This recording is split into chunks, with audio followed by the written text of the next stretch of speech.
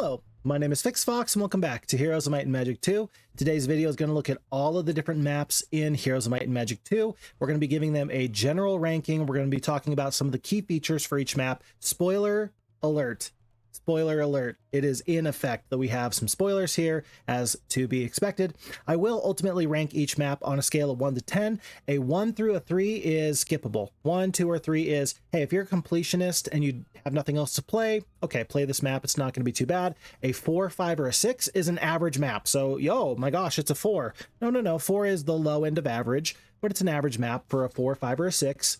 A 7, 8, or 9 is going to be a great map and worth your time totally in playing.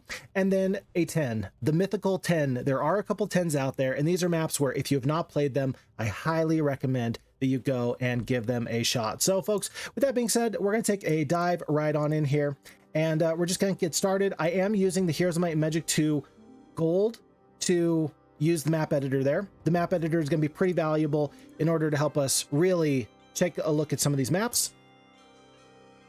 And the only thing that is maybe a bit concerning for myself personally, I completely uninstalled the game and reinstalled it, and I still can't get rid of some of these little artifacts. For example, this pyramid map, I think I used this to try and look at some speedrunning opportunities here on the map for pyramid. Can't get rid of that for some reason. And then there's also, for example, I think there's like attention fix, and there you go, No Name 82. This was me playing around with the random map generator. Attention fix, this was me looking at bad luck for a YouTube short. Anyway, so there's gonna be a couple maps that we're gonna have to ignore, but for now, we're gonna go straight on into Alteris. Alteris is our very first map, and it's gonna start us off in a pretty good spot. Alteris is 3 players, large map. You must defeat the enemy castle of Vizimir. You have 6 months to complete that, and you start off on this little beachhead. Now, other folks, this might be a nostalgic map for you because it is alphabetically the first map that you're likely to have played. I do not have good feelings for this map because as a young person, I did not realize that it was not my goal to go through all these hordes of undead. I was being a very, very silly kind of person. I thought that somehow I was supposed to defeat all these forces. No. The goal is to set sail from these conquered lands. The undead have swarmed the area. You must sail north to the Undying Lands, pick up all these resources, and then ultimately sail across the sea into the barbarian territory and defeat the upper left castle of Vizimir. So that is your ultimate goal. It's a fun little story element. There's some maps where there's some islands out here that you can have some treasure with and have some fun with. It's not too bad. There's one little notable thing I'd like to just point out here. Is that if you do have any experience with the F-Heroes 2 map editor, then you're going to know that it's a really sleek sort of map editor, and it keeps a lot of logic. But the Heroes of Might and Magic 2 Gold original AI map editor, it had some issues with logic where certain things that just shouldn't be possible are not possible. Look how big of a mess this is trying to place down some of these creatures. Bit of a problem there. But you could always do some wild and crazy things here in the map editor. I'll try to point out some of those fun things as they pop up. Folks, where does this map rank for us? This is going to start us off as a solid 6 out of 10. And similar to The Godfather, this is actually like part 1 to a greater story. And Godfather 1, really great movie. Godfather 2, better than part 1, but you have to have part 1 to get there. Alteris 2 picks up the story after you defeat the castle of Vizimir in the upper left. 2-player, large-sized map. You must now defeat a new enemy, and you must not be killed yourself. So you start off with this castle now. You start off with these lands in the Northern Territory, and you must sail back across the ocean into what the undead have prepared for you. They have terraformed this land into tons of crazy stuff. Yeah, you're still gonna have to defeat lots of undead, even though it's not like just a wall of solid neutral creatures, and you must eventually fight your way to the Death King. Anytime that there's a big bad evil guy, it's pretty much always going to be the portrait of Sandra the Necromancer. Iconic, and map makers loved using this. So overall, folks, this map is going to get a 7 out of 10. It's even better than the original Alteris, and part of that is just because now you have a better, more tactical force where you can kind of build up, and you have your choices about where do I start to try to probe the enemy's defenses, what treasures and trinkets can I find out on the high seas in order to make my day go much better. 7 out of 10. That's the map for you. Moving on, we have Arrax The Jerk. 2-player small map. This is a map where we must defeat the enemy's castle, and the enemy's castle is right across here. You can see it basically from day one. This is the castle that you must take, the castle of Arrax. This is the defender. This is going to be King Anthrax, who guards the area, and you are just simply rivals. This is the first RPG style map that we have in Heroes of Might and Magic 2. This is going to be you going through this map and collecting resources and trying to eke out a victory. This is a pretty low resource map, all things considered, and on impossible difficulty, it's exceptionally hard because you can't get the gold mine. You got to really fight your way to hopefully get into this sawmill, hopefully get to this ore mine. Of course, the barbarians are going to really struggle with that. But throughout all of this, your enemy is not going to move. So it's an RPG style in that it's just basically you against yourself. This is maybe a map that speedrunners might enjoy themselves. Ultimately, it's a good example of how much stuff you can cram into a small sized map.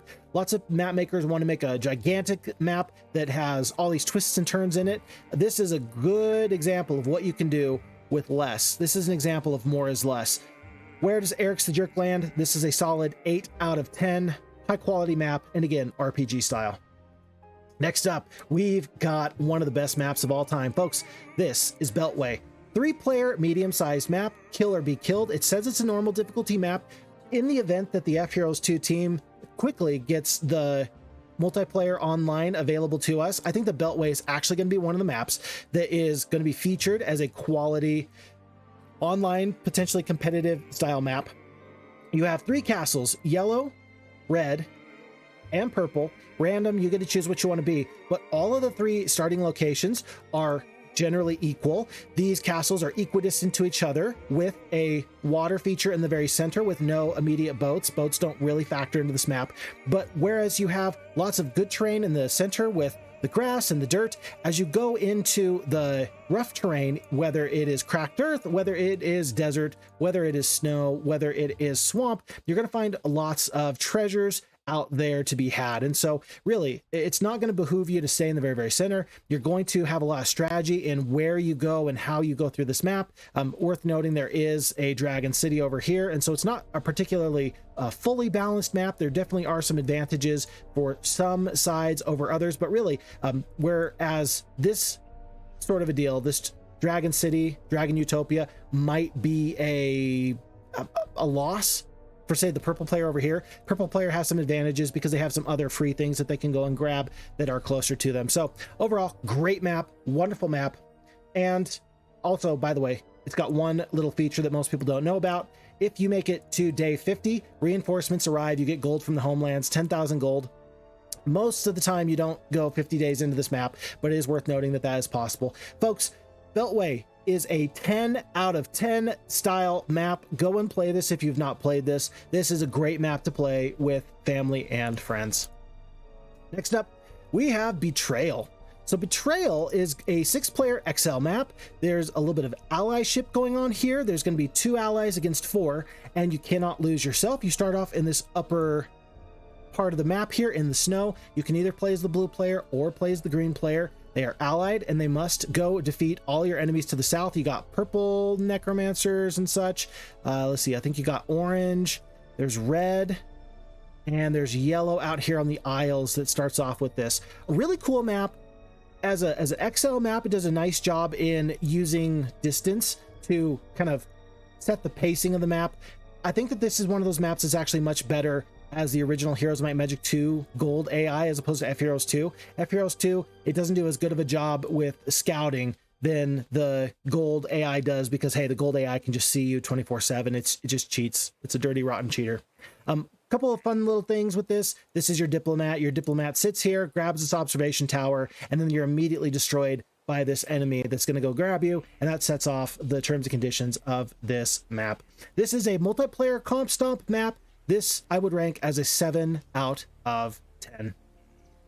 Next up, we have Black Forest. Black Forest is a 5-player large map. There's only 4 playable positions from this map. You can play as the blue sorceresses, you can play as the purple necromancers, you can play as the red warlocks, and you can play as the green knights. You can play as the green knights if you are very, very unlucky. On a possible difficulty, the knights have these little 2 piles of wood, and then they got to go all the way down here to pick up their sawmill. It's a long way, and it's not very fun to play as the green knights. This map is not particularly balanced in my opinion. This is actually a map where, though it is a larger sized map, I would actually prefer this map if it was a smaller sized map. I think you could do just as much with it being smaller. There are a couple of fun little things along the way. If you walk up this direction, bandits are gonna hop out of the road and steal your stuff. And there is a little bit of a spoiler here. In the very center, there are some fun things. Dragon Utopia for dragons, that always is helpful. Level 3 shrines, and so on and so forth. These lifts will take you over to, maybe not this castle, but there's another one. I think that there's 2. Yeah, it takes you over to one of these castles. Anyway, and so there's 4 starting positions, but then there's a yellow player that kind of just guards the center area on this right-hand side and on this left-hand side. Black Forest. Yeah, just kind of nifty stuff. Oh, by the way, in the terrain, there is a sword. I don't know why they decided to make a sword, but you can see in the minimap, it's definitely somebody decided to make a sword. And due to the lava, I think it's a flaming sword. Overall, not my favorite map. Folks, Black Forest is going to come in as a 4 out of 10. Not because it's particularly bad, it just doesn't really hit well, and it's a big lack of balance. It's way tougher for some factions than others, and that tends to make me think a little bit less about the map. Next up, we have Broken Alliance. Broken Alliance, 6-player, medium-sized map, normal difficulty. This is the map. Now, you can start off as the blue player, you can start off as the orange player, or you can start off as the green player. So kind of like with Beltway, you are separated from each other by the central water feature. There are also a couple of enemy players out there. There is yellow player to the upper right. You've got the red player kind of here to the east, and you've also got the purple player here to the southwest. But with all this being said, these players that you can't really play against, they're meant to play a spoiler, and they're meant to prevent you from ultimately getting to the very center island. 1, 2, 3 separate types of liths, and each lith is close-ish to one of the starting locations. And so the goal for any of these factions is probably to get to the center as quickly as you can, stick a hero on each of these liths, flag the gold mine, and eventually take this Castle of Peacekeeper, or rather town that cannot be upgraded. But if you defeat the red dragons here, you will get a level 5 mage guild, and you will get a red dragon tower for your taking. This is a big bonus if you can get to it. But this is a highly RNG dependent map, and here's why. Because for everything I've just said, there's also a spoiler in the bottom right. The purple player is a wizard who is here on the islands, and they start off with a fully upgraded wizard castle, level 5 mage guild. They've got titans, they've got a good hero that can get titans. And here's the thing, if in the mage guild with the library, these wizards roll a dimension door, they're immediately going to dimension door from here-ish to over here. They will get onto the mainland, and you will have a really, I cannot stress this enough, really bad time. It might be a little too much to overcome. Now, you can totally win if the purple player breaks containment, but you're gonna have a bad time. So, fun map, cool map, interesting map, a little bit of RNG, a favorite for a lot of speedrunners, and in case you did not know, Broken Alliance is the demo for the game. So this is the map that most people played for the very first time in their Heroes of Might and Magic experience. Folks, Broken Alliance is a 10 out of 10. If you have not played Broken Alliance, go and play Broken Alliance. Next up, we've got Carmine. Hey, we got Carmine. 3-player, medium-sized map.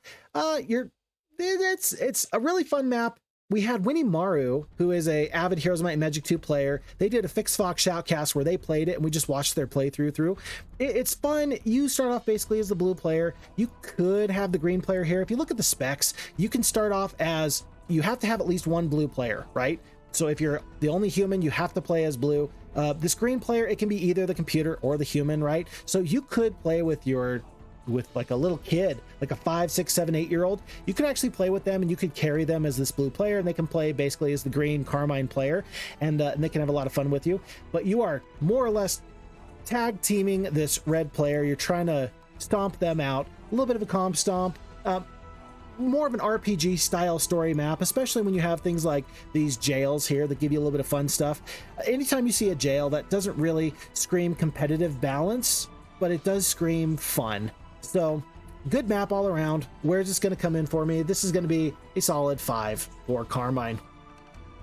Next up, we have Clouds of Xeen. Clouds of Xeen is a shot-for-shot remake of Might and Magic 4, Clouds of Xeen, by the same name. And so I'm going to read this right here. Explore the vast land and defeat the evil Lord Xeen to be proclaimed the supreme ruler, based on Might and Magic 4, and it's supposed to be the cloud world. And so you start off as any of these 5 starting positions, and you must, of course, defeat the big bad evil guy in the very, very center here. There he is. There's Lord Xeen. Hey, look, it's Sandra the Necromancer. Again, weird how that works out. And a lot of these things, these are, again, locations taken directly from Might and Magic. So if this looks weird to you, or if this looks interesting, just remember that this is a shot-for-shot remake of a Might and Magic game. For example, I do love, as we go find the Sorceress starting area, there's Rangerville here. And as I was playing through this scenario myself, everybody in the chat was like, oh my gosh, it's Rangerville. Yes, it is. It's Rangerville. That's why thematically there's just Rangers everywhere. This map does not play particularly well or the same from every starting position. Some players have a much easier start. The Red Necromancers, for example, they have a really bad time starting off in the swamp. The Barbarians are somewhere here in the desert. They're just chilling, doing whatever they do. Oh, it's Wizards. Oh, it's Wizards. Where's the Barbarians? Anyway, the point is that it's fun, but it's more thematic and just to help you explore some Might and Magic, have a little bit of a cool tie-in there. Overall, this is going to be an RPG multiplayer map. I'll give this a 6 out of 10. Next up, we have Colossal Cavern, 6-player XL map. Now, this is a full-on RPG style map. You are meant to accumulate a massive amount of gold. You have a full year to do so, and it's denoted as being an easy difficulty. This is something of a puzzle map, RPG map, and just fun. Just fun puzzles. I already said puzzle, but I'll say it again. It's just a puzzle map. So Charles Watkins, one of my favorite map makers, created this map, and you need to go up through this sort of dungeon, and the initial starting location is all pretty well predetermined. You got to make a few choices here as far as, how do I go? Where do I go? What do I do? But as you go up into the depths of this cavern, you can then go to the right here and explore down this pathway. You can go up and go around. When I talk about puzzles, for example, this very first player here, Mojo Filter, he is chained to the floor a radius of 3 squares. And so that mean looking customer up ahead, probably an orc leader by the look of him. Fortunately, he's been chained to a stake in the floor. If you run fast enough, you might be able to run right by him. You see, it's a puzzle. Like if you stay too close, he will attack you. But if you can just run right through, you can avoid fighting him. Fun little stuff like that. This red wizard is interesting because they are chained to the floor as well. They are a static guardian, and you can actually take this artifact, go through the magic well, and then get behind them without, again, fighting them as well. Fun things there. And then all throughout this Colossal Cavern, you are going to find a cipher, and you are going to find a opportunity to determine the Templar Knight's big secret. I wish I could find, I'm probably going to find one somewhere. I'm going to find one of their starting areas. It should be by a graveyard.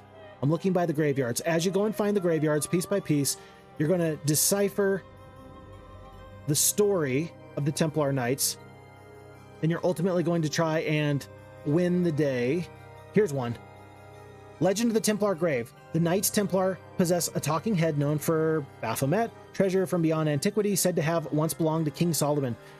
They're able to see into the future only in riddles. Templars acquired an interest in riddles as evidenced by the enigmatic sphinxes that sometimes accompany Templar shrines. And then you have to keep track of this O equals I. Eventually you're going to get the key phrase, and you're going to have to translate what the secret is. And I don't want to spoil it for you, but I'm going to spoil it for you. Eventually you're going to get the opportunity to guess the correct riddle in the Sphinx and get a massive prize that will help you reach your ultimate goal of accumulating 1 million pieces of gold. Important to note here that Charles Watkins, he puts so much stuff into this that on day 1, this pops up. It says, Colossal Caverns is an extra large complex map with lots of animations and events. Smaller Windows 95 configurations may encounter crashes during play, so save often. I love that we get to play this map here in 2026 and not have to worry about our games crashing. Thank goodness for that. But Charles Watkins, thank you for making such a huge map. This is not a map for everybody. Some people are not going to love the weird sort of tile set, but again, they've created a bit of a dungeon crawl sort of a deal with puzzles and such. I enjoy this map. You might too. I would recommend this map highly personally. I've given this map a 8 out of 10. Next up, we have Dead Dragons. So Dead Dragons is a 6-player XL map. You cannot lose your starting castle, and you must take the enemy's castle. And this is, well, we'll take a look. Dead Dragons is beautiful. It's varied. It's got tons of event bubbles everywhere, so you need to explore every little ounce. There's little features like this, where there's this little crystal fields, no trespassing. I think that the map maker did a really cool job in making a very interesting and fun map. And whereas other maps are going to be large or extra large and not feel as fleshed out as this map does such a good job in making every little part of this map feel beautiful and wonderful. It's an epic undertaking. It's going to take you an awful long time. You're going to have a bunch of fun with it. Go give this map a try personally. There's rumors, there's events. Really cool map. Don't lose your castle. Must take the enemy castle. So it does play differently on F-Heroes 2 as opposed to the Heroes of Might and Magic 2 Gold AI. Anytime that the enemy has to defeat you by taking your castle, you better believe that the Heroes 2 Gold that was omniscient and knew where everything was at, yeah, they're going to do a much better job of meeting that objective than the F-Heroes 2 AI does. Protruding from the snow is the top of a poorly hidden chest. You, of course, investigate.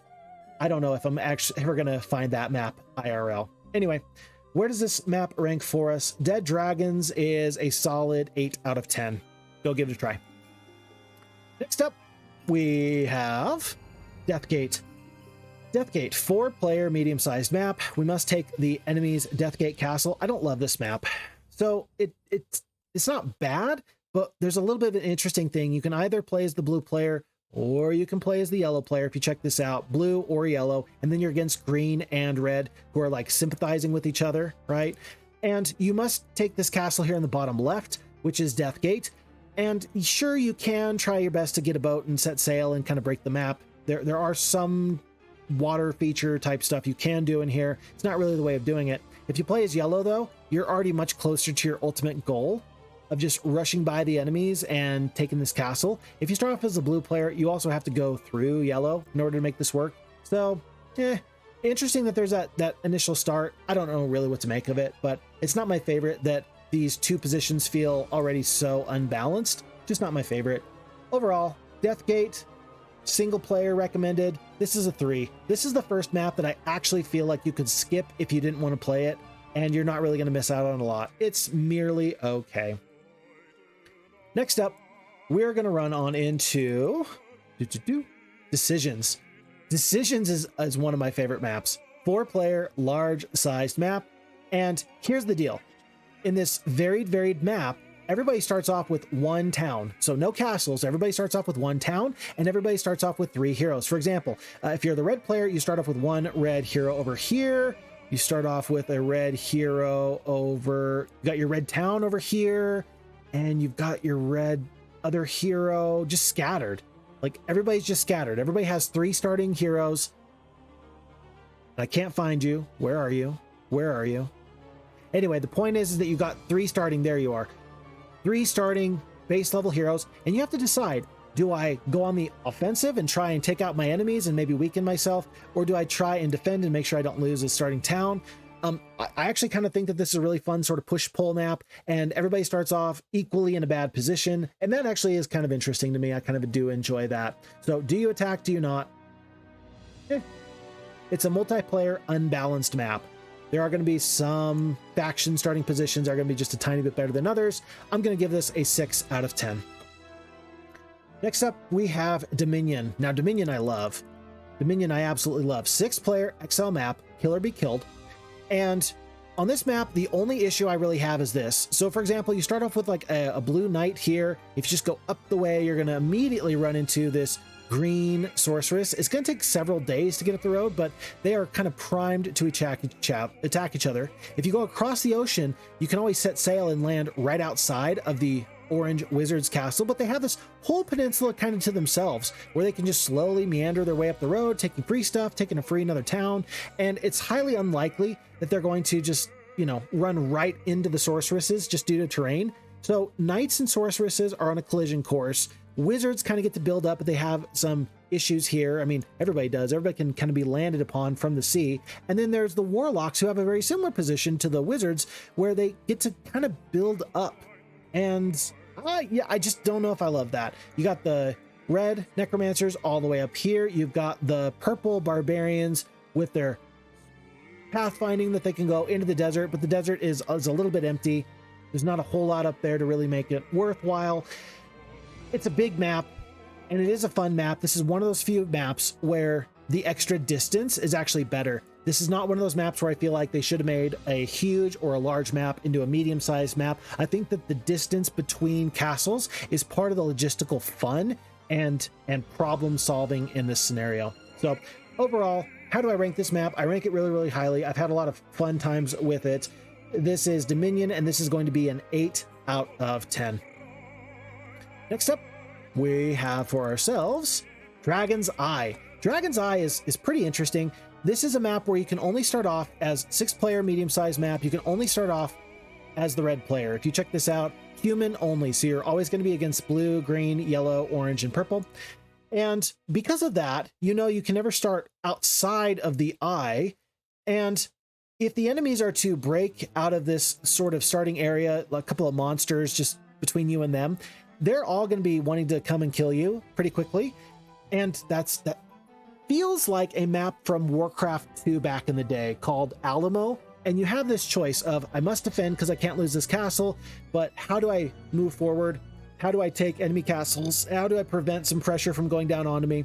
Here's the thing though, this map is broken for this reason. In the bottom left, there is a barrow mound. If you know that trick, then you know you should every single time defend the castle, go through this green player, and then go get the barrow mound and then just win the game that way. I hate to say it, but any map that has a barrow mound on it is a little bit worse because the barrow mound is so unbalanced. It immediately makes it so you can't play this map as a multiplayer. This map is not so bad off because it is like an RPG style map, and so it is still fun to sort of have these elements in it. But most of the time, if I see a barrow mound, that does actually lower the ranking for me quite a bit. Dragon's Eye, this is going to be a single player map, and we're going to call this a 4 out of 10. By the way, one of my favorite things is that there's lifts that sort of make the map wrap around itself. It's kind of like Pac-Man. If you go too far to the left, you're going to end up popping up on the right. I actually think that that's a really cool design choice. I really love when that happens. But again, I said what I said. This is going to be 4 out of 10 for me. Next up, we have Dragon Rider. I do enjoy Dragon Rider.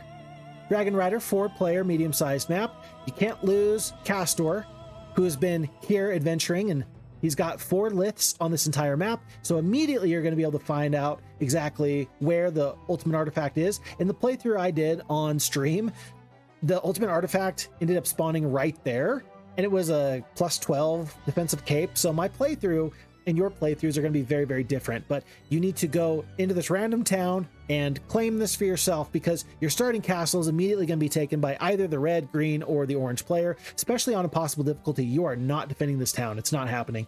And so then you have to set sail and you have to decide, where do I go? Do I try to get some additional help here?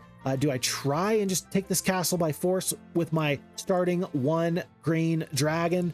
What do I do? I think that it's not bad if you can get to this upper right corner, but you do have additional allies, or rather enemies, on the high seas. Red and orange are going to be looking to play spoiler just a little bit. Oh, and then green is somewhere here as well.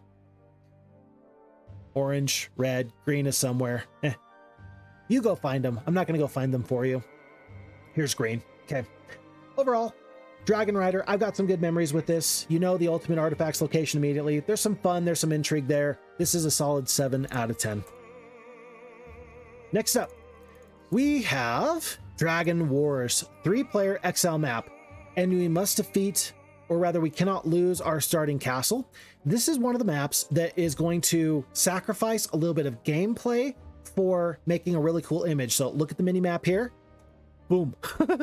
It's really pretty. It's clearly a dragon with the dragon looking sort of eyes and the snout and the fire being breathed upon the map. It's really cool. And you start off in this castle here, but the problem is that a lot of these roads and worse off, a lot of this terrain actually hurts the enemy AI.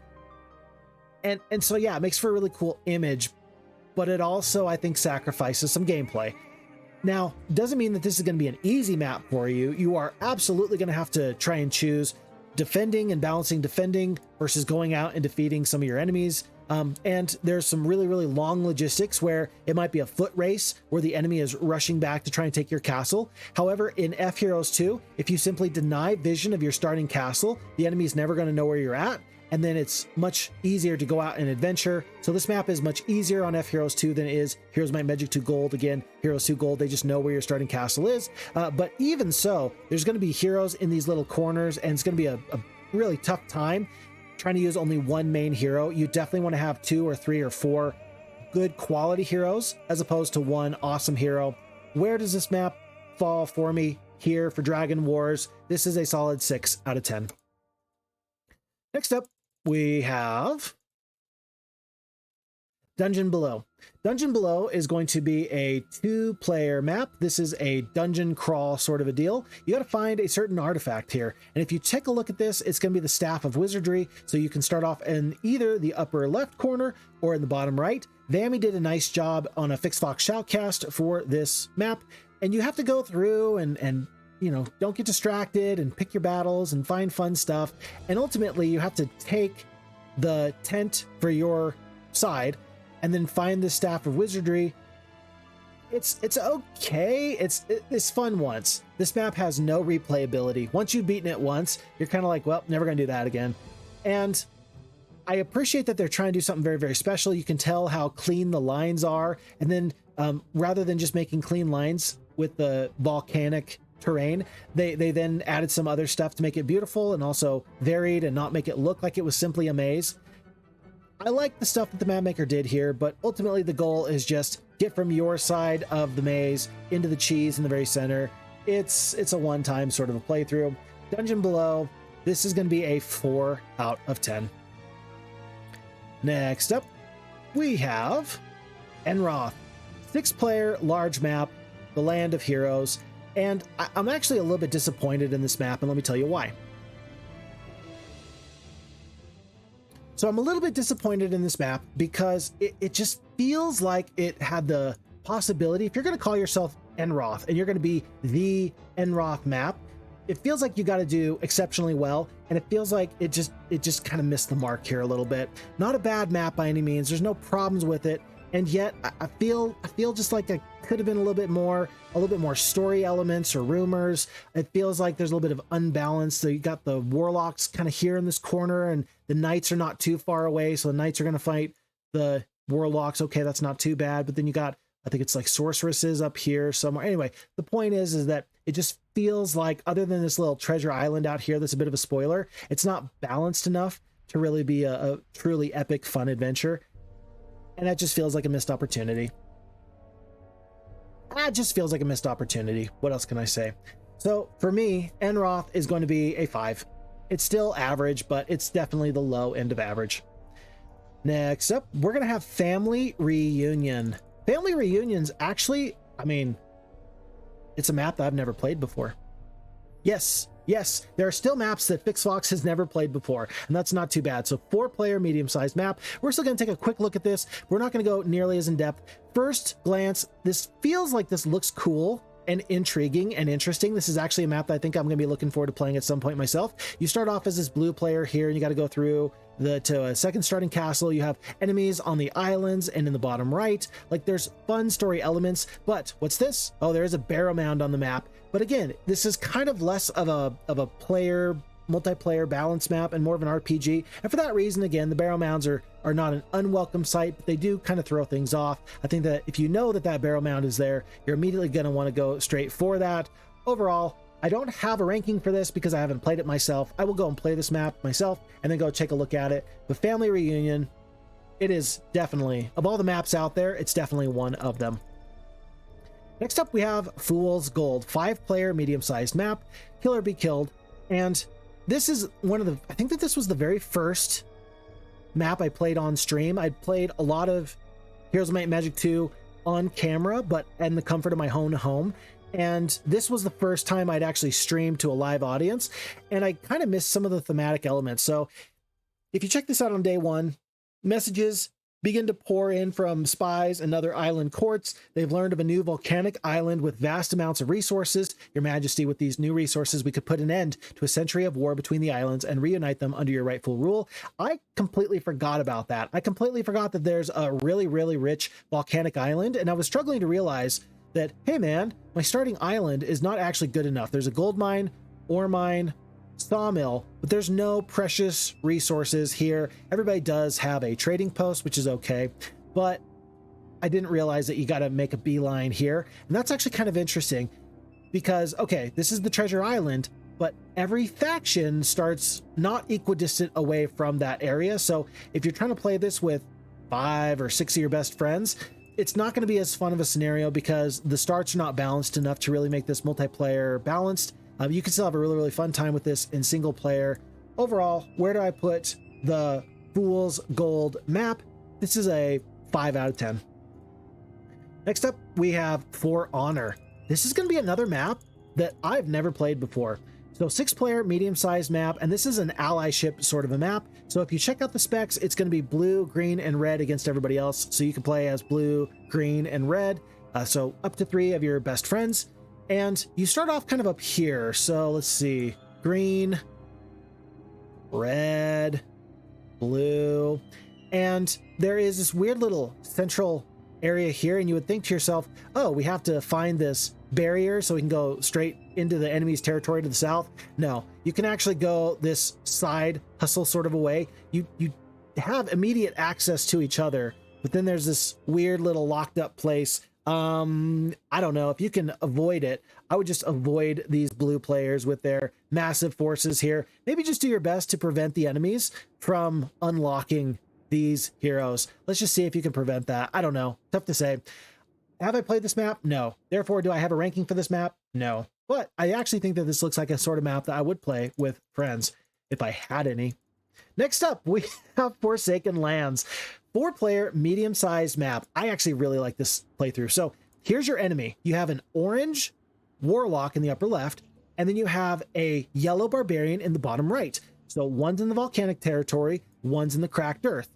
And then you start off as either the red player in the bottom left or as the green player in the upper right. And in either starting possible position, you have 1,000 peasants between you and the center of the map. And I don't think I have to tell you that with limited resources, that is actually a bit of a high ask. One of the best things you can maybe do is have lots and lots of gold, maybe take treasure chests and don't take experience, just take the gold, and then do what I did and have a necromancer with necromancy who is going to hopefully raise these 1,000 peasants into a little bit of a fighting force for you. Maybe you hire a couple of wizard heroes that have halflings. Maybe you get a couple of archers or orcs from a barbarian or a knight hero. And once you break out of containment here, then the map actually really starts because it takes a while to break through the peasants. And then even after you do, then the barbarians are already off to a really hot start. They start off with 50 orcs, 30 wolves, 10 ogres, really pretty tough map. But again, I've had a lot of fun with this map. I think that you will too. Where does Forsaken Lands start off? This is a 7 out of 10. So recommended, definitely. Next up, we have Fortress Isle. Fortress Isle is another map that I have not played before, but I'm actually kind of looking forward to it. This is a comp stomp, so blue, green, yellow, and red. You're all allied against the 2 players in the very center. You've got orange here, you've got purple here, so it's the warlocks and the wizards, and then you are on the outer islands, and there's lots of fun little event bubbles, but there's not a lot of precious resources, or rather precious resource generating mines. And so then these events are always saying, hey, you found a true compass of mobility, great. Hey, you found 10 gems. Hey, you found some crystal. Hey, you found a chunk of gold. And so you actually kind of have to forage and go in some weird places to try and find all the resources you want to actually get off the ground and build up a big fighting force. And when you're ready, you can go through some of these outer islands and find some fun stuff, and then sail through this straight here on the western side, land, and then eventually get through either dragons or titans to get into these starting areas. It's kind of fun. It's kind of fun little outline. I'm not going to rank this because I haven't played this map before, but I feel like it's at least fun once, maybe more often than that. The fact of the matter is that it's a comp stomp with up to 4 players, which is actually pretty rare. We don't actually see that too often. So keep an eye on that for a possible future playthrough. Next up, we have the 6-player XL map, Full House. Full House is unique in that you start off with 5 castles. And the fun thing is that every faction starts off with 5 castles. And so it's really actually a really cool opportunity to use marketplaces, because if you use marketplaces, then whatever resources you don't have, you can trade for them. And with the size of the map, there is some weird little pockets of just nobody being there. Like this whole bottom right, like there's stuff in this cracked earth, but there's not a lot. And it feels a little bit like a waste of time. And so there's a little bit of concerns I have with some pacing on Full House. And then if you are starting off as the purple player, you're in the very, very center of everybody. I've identified purple as being the worst starting position. Everybody else has something of a solid wall to their back here. Purple is just left out to dry in the very center, ready to be attacked by everybody. So fun playthrough. It's unique. It's got a fun little hook, but it's also not really balanced for multiplayer with 6 players. Overall, Full House is going to be a 6 out of 10. Next up, we have Gates of Hell. I have not played this map yet, and when Heroes of Might and Magic 2, F Heroes 2, gets the opportunity to do online multiplayer, this is a map I'm going to play with my friend Steeson. The Guardians of the Gates of Hell have been lured into a trap. Oh my goodness, what do you mean by that?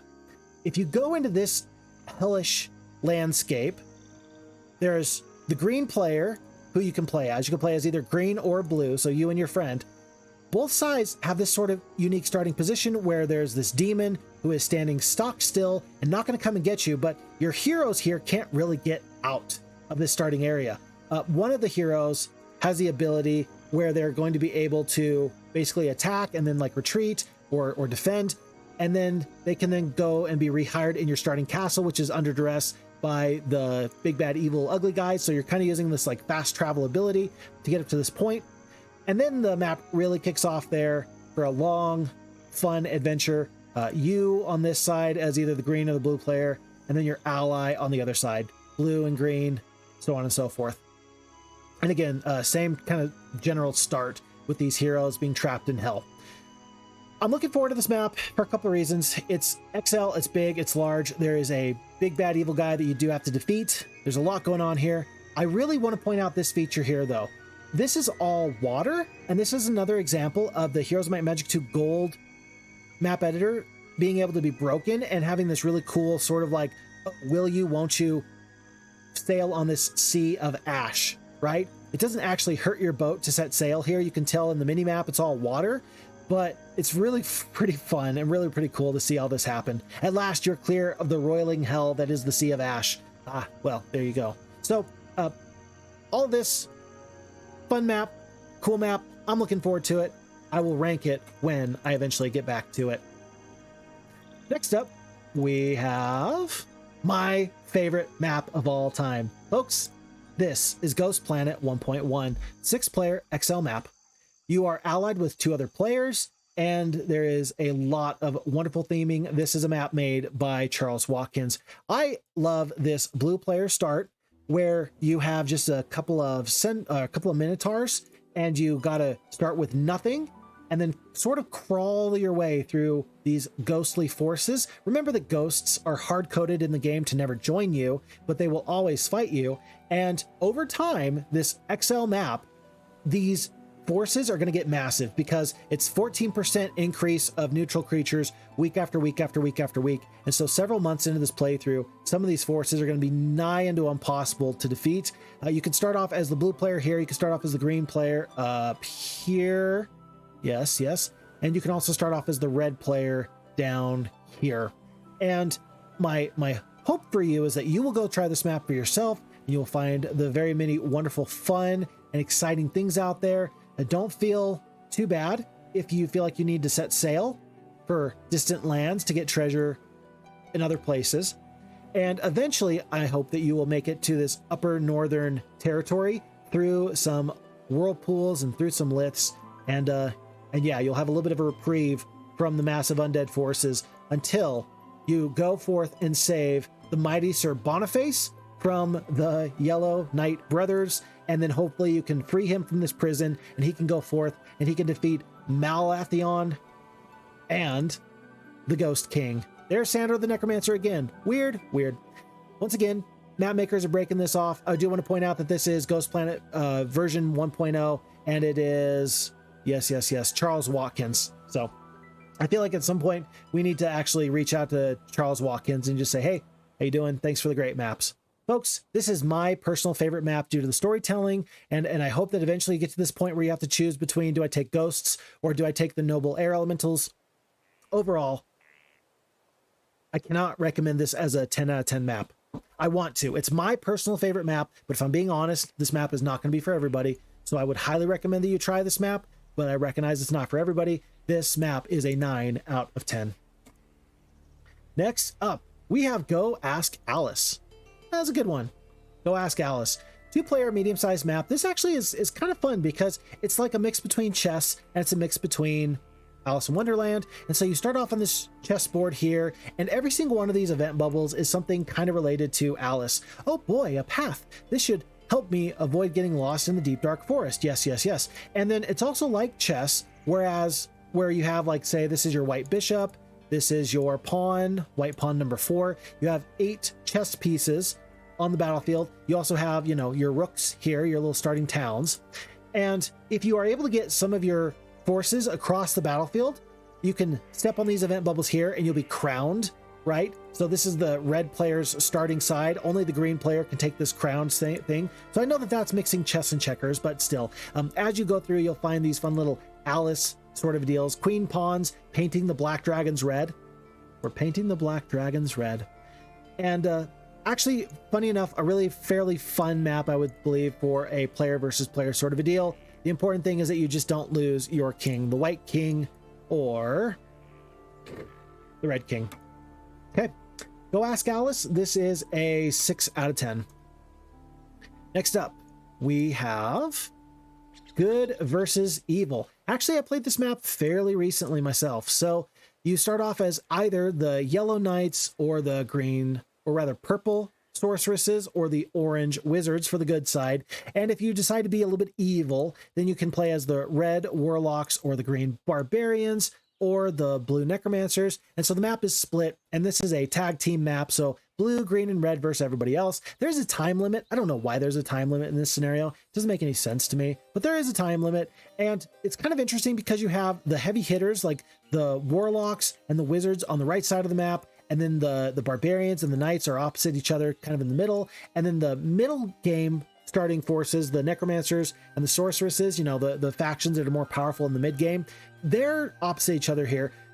But a lot of this map really revolves around this Dragon Utopia, Dragon City, because if you can get some amount of dragons, you're doing much better than you otherwise would have been. And so it's like all of the enemies and all of the allies flow to this sort of area and then brawl it out here. And so then that just gives the wizards and the warlocks a little bit more time to build up and eventually make their way to the battlefield. It's kind of interesting. And I think that if you were actually playing this as a real life 3v3, I think that you would actually benefit greatly from trying to donate resources from the knights and the sorceresses over to the wizards, or likewise evil players to the warlocks. Yeah, there would be some strategy there. Overall, how's this map flow for me? This is a 5 out of 10. Next up, we've got the map Greed. Oh, and Greed is also another map that I've recently played. So 4-player medium-sized map. You can start off as one of these 3 players. You can be the blue necromancer, you can be the green sorceress, you can be the yellow warlock. And the whole hook of this story is that for centuries, the yellow wizards had a library and now they don't want to share it with you. And so then they start off in this upper left corner as purple wizards, and they'll take the necromancer town, they'll take the sorceress town, they will take the wizard town. You can't really stop it because they start off just a little bit better than you with some additional forces, not to mention they have a level 5 mage guild and so on and so forth. And so then you have a choice. Do you immediately try and take the library, or as one of these other players, you try and clean out your other 2 more even-footed allies, or you're not even allied against each other, your other even-footed enemies? Yeah, that's the opposite of ally. Tough to say. You have a lot of choices there. There's some treasure in the very center. This bugs me to no end. This Sphinx has no riddle text. I kind of just want to put one. Who is Fix Fox? The answer? We will never know. Oh man, I can't even write that much. Okay, that's the point though. So with this map, overall, I played it recently. It's not actually my favorite map.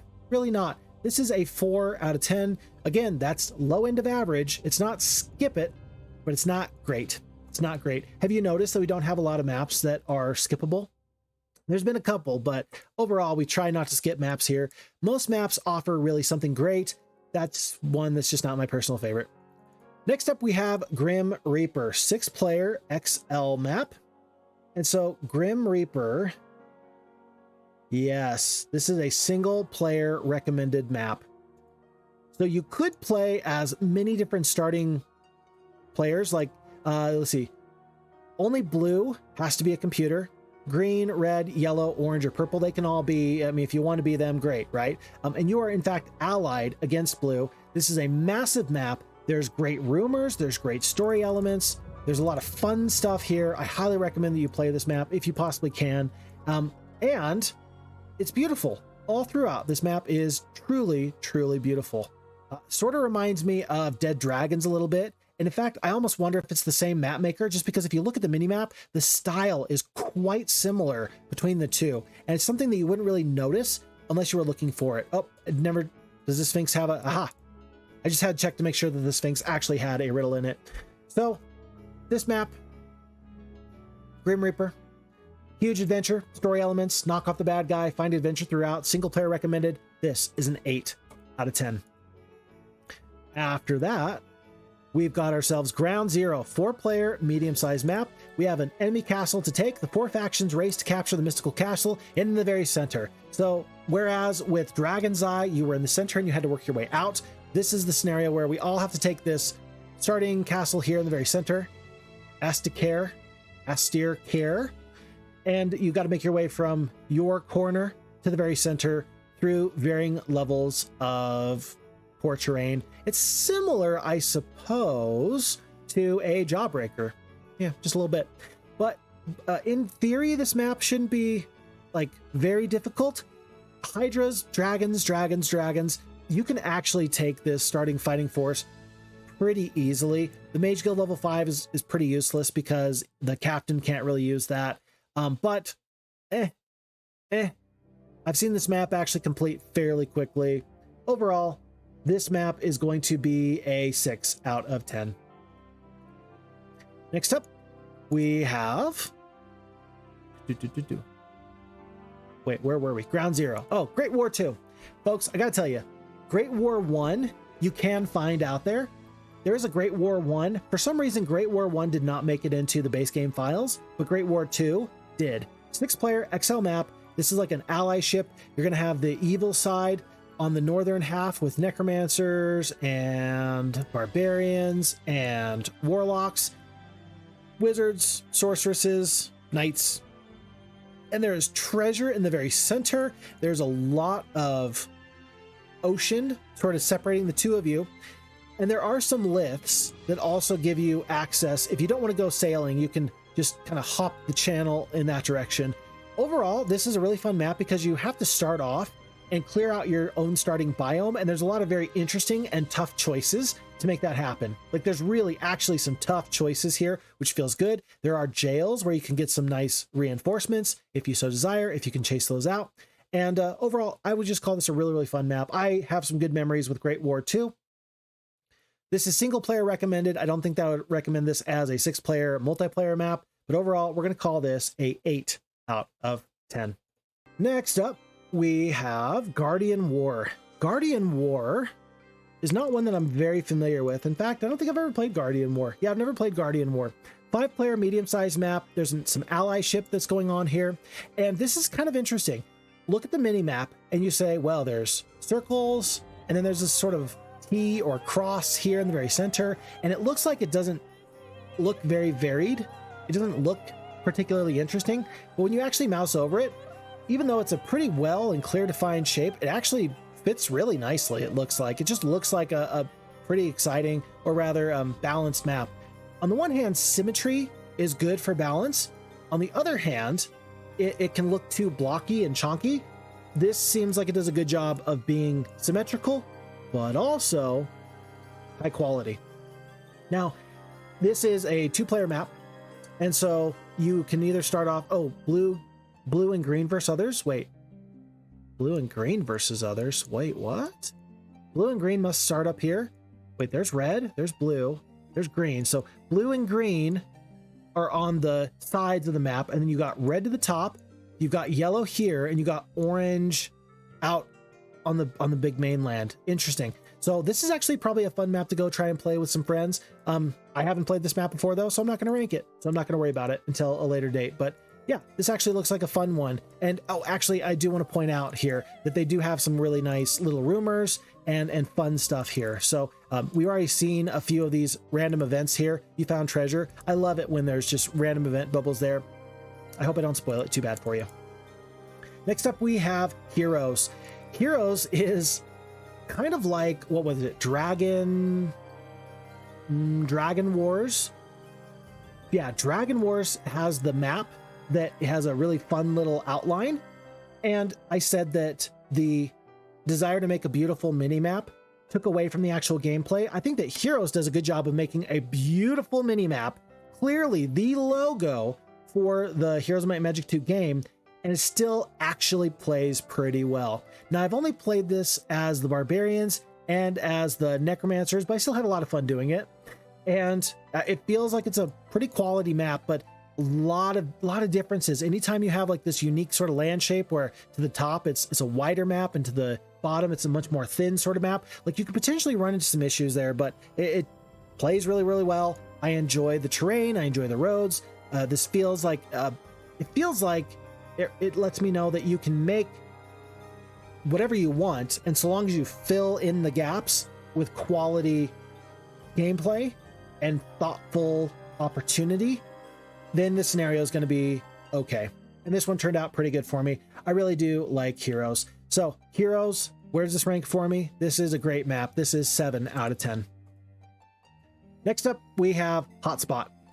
Hotspot is actually really fun. I think Hotspot's going to be a good one for multiplayer in the future. So 4-player medium-sized map, but there's only 2 starting players. You can be either blue or you can be green against red and yellow. So you either start here in the bottom left with blue, or you start here in the bottom right is green. And then up here we got red. And in the very center is this yellow warlock who's got some fun stuff going on. They're going to be tough to deal with, but this is the hotspot. You got to follow this lith. This lith is equidistant between the 2 starting positions here. I think that if you were going to play this against like a close friend, I would actually recommend that you do some house rules where you say, look, we have to defeat red first before we attack each other. I actually think that would be better, because oftentimes if I'm playing with a family member or a friend for a Heroes game, once one of us defeats the other one, the game's kind of over. Like the other person's not going to sit through it and then defeat yellow and red. So I would actually recommend that you try and practice a little bit of sportsmanship and just not attack each other if at all possible. So fun little map here. Give it a try. Hotspot, where does this land for me? This is a 9 out of 10. And I think that this is going to be, again, with some potential house rules, you can do some really fun stuff with this. I'm excited for the F Heroes 2 when this comes up. I think that this will be a really high quality map. So Hotspot, 9 out of 10. Next up, we have Hail Unicorns. Hail Unicorns is another fun one. As a 3-player medium-sized map, it's got this beautiful portrait of a unicorn. This is another one of those maps, though, where the beautiful portrait actually does take away drastically from the gameplay, and it feels bad. You can start off as either the blue sorceress, the yellow sorceress, or the purple sorceress, but to get into this area, you have to go through a lith. Each of these starting areas has their own separate lith, and so if you don't want the enemy to come and defeat you, just stand on the lith. You can always go by sea and land, and so it's not like deadlocked. It's not like an enemy can just sit there and just say, well, I can't beat you, but you're never going to defeat me. Like, you will eventually win the scenario in that way, but I don't know if I love that. I don't know if I love that feature, to be honest. This does feature, in my playthrough, this jail had the portrait of Rialdo, who is a dirty, rotten tax evader. They got a tax lien, hideous mask, Fizbin misfortune. it's really fun to actually get out here and try and find some fun stuff where the enemies are in the center with the lifts and they are just running roughshod and trying to be big and tough and strong and stronger than you can actually manage. It's really actually pretty fun to eventually get out and explore. It's just not a map that I think is particularly well balanced. So overall, where does Hail Unicorns land for me? This is a 6 out of 10. Next up, we have Hail Unicorn Isle Maze, 5-player medium-sized map. This is a playthrough where we're going to go and find an artifact. We got to get the ultimate artifact. Don't get distracted.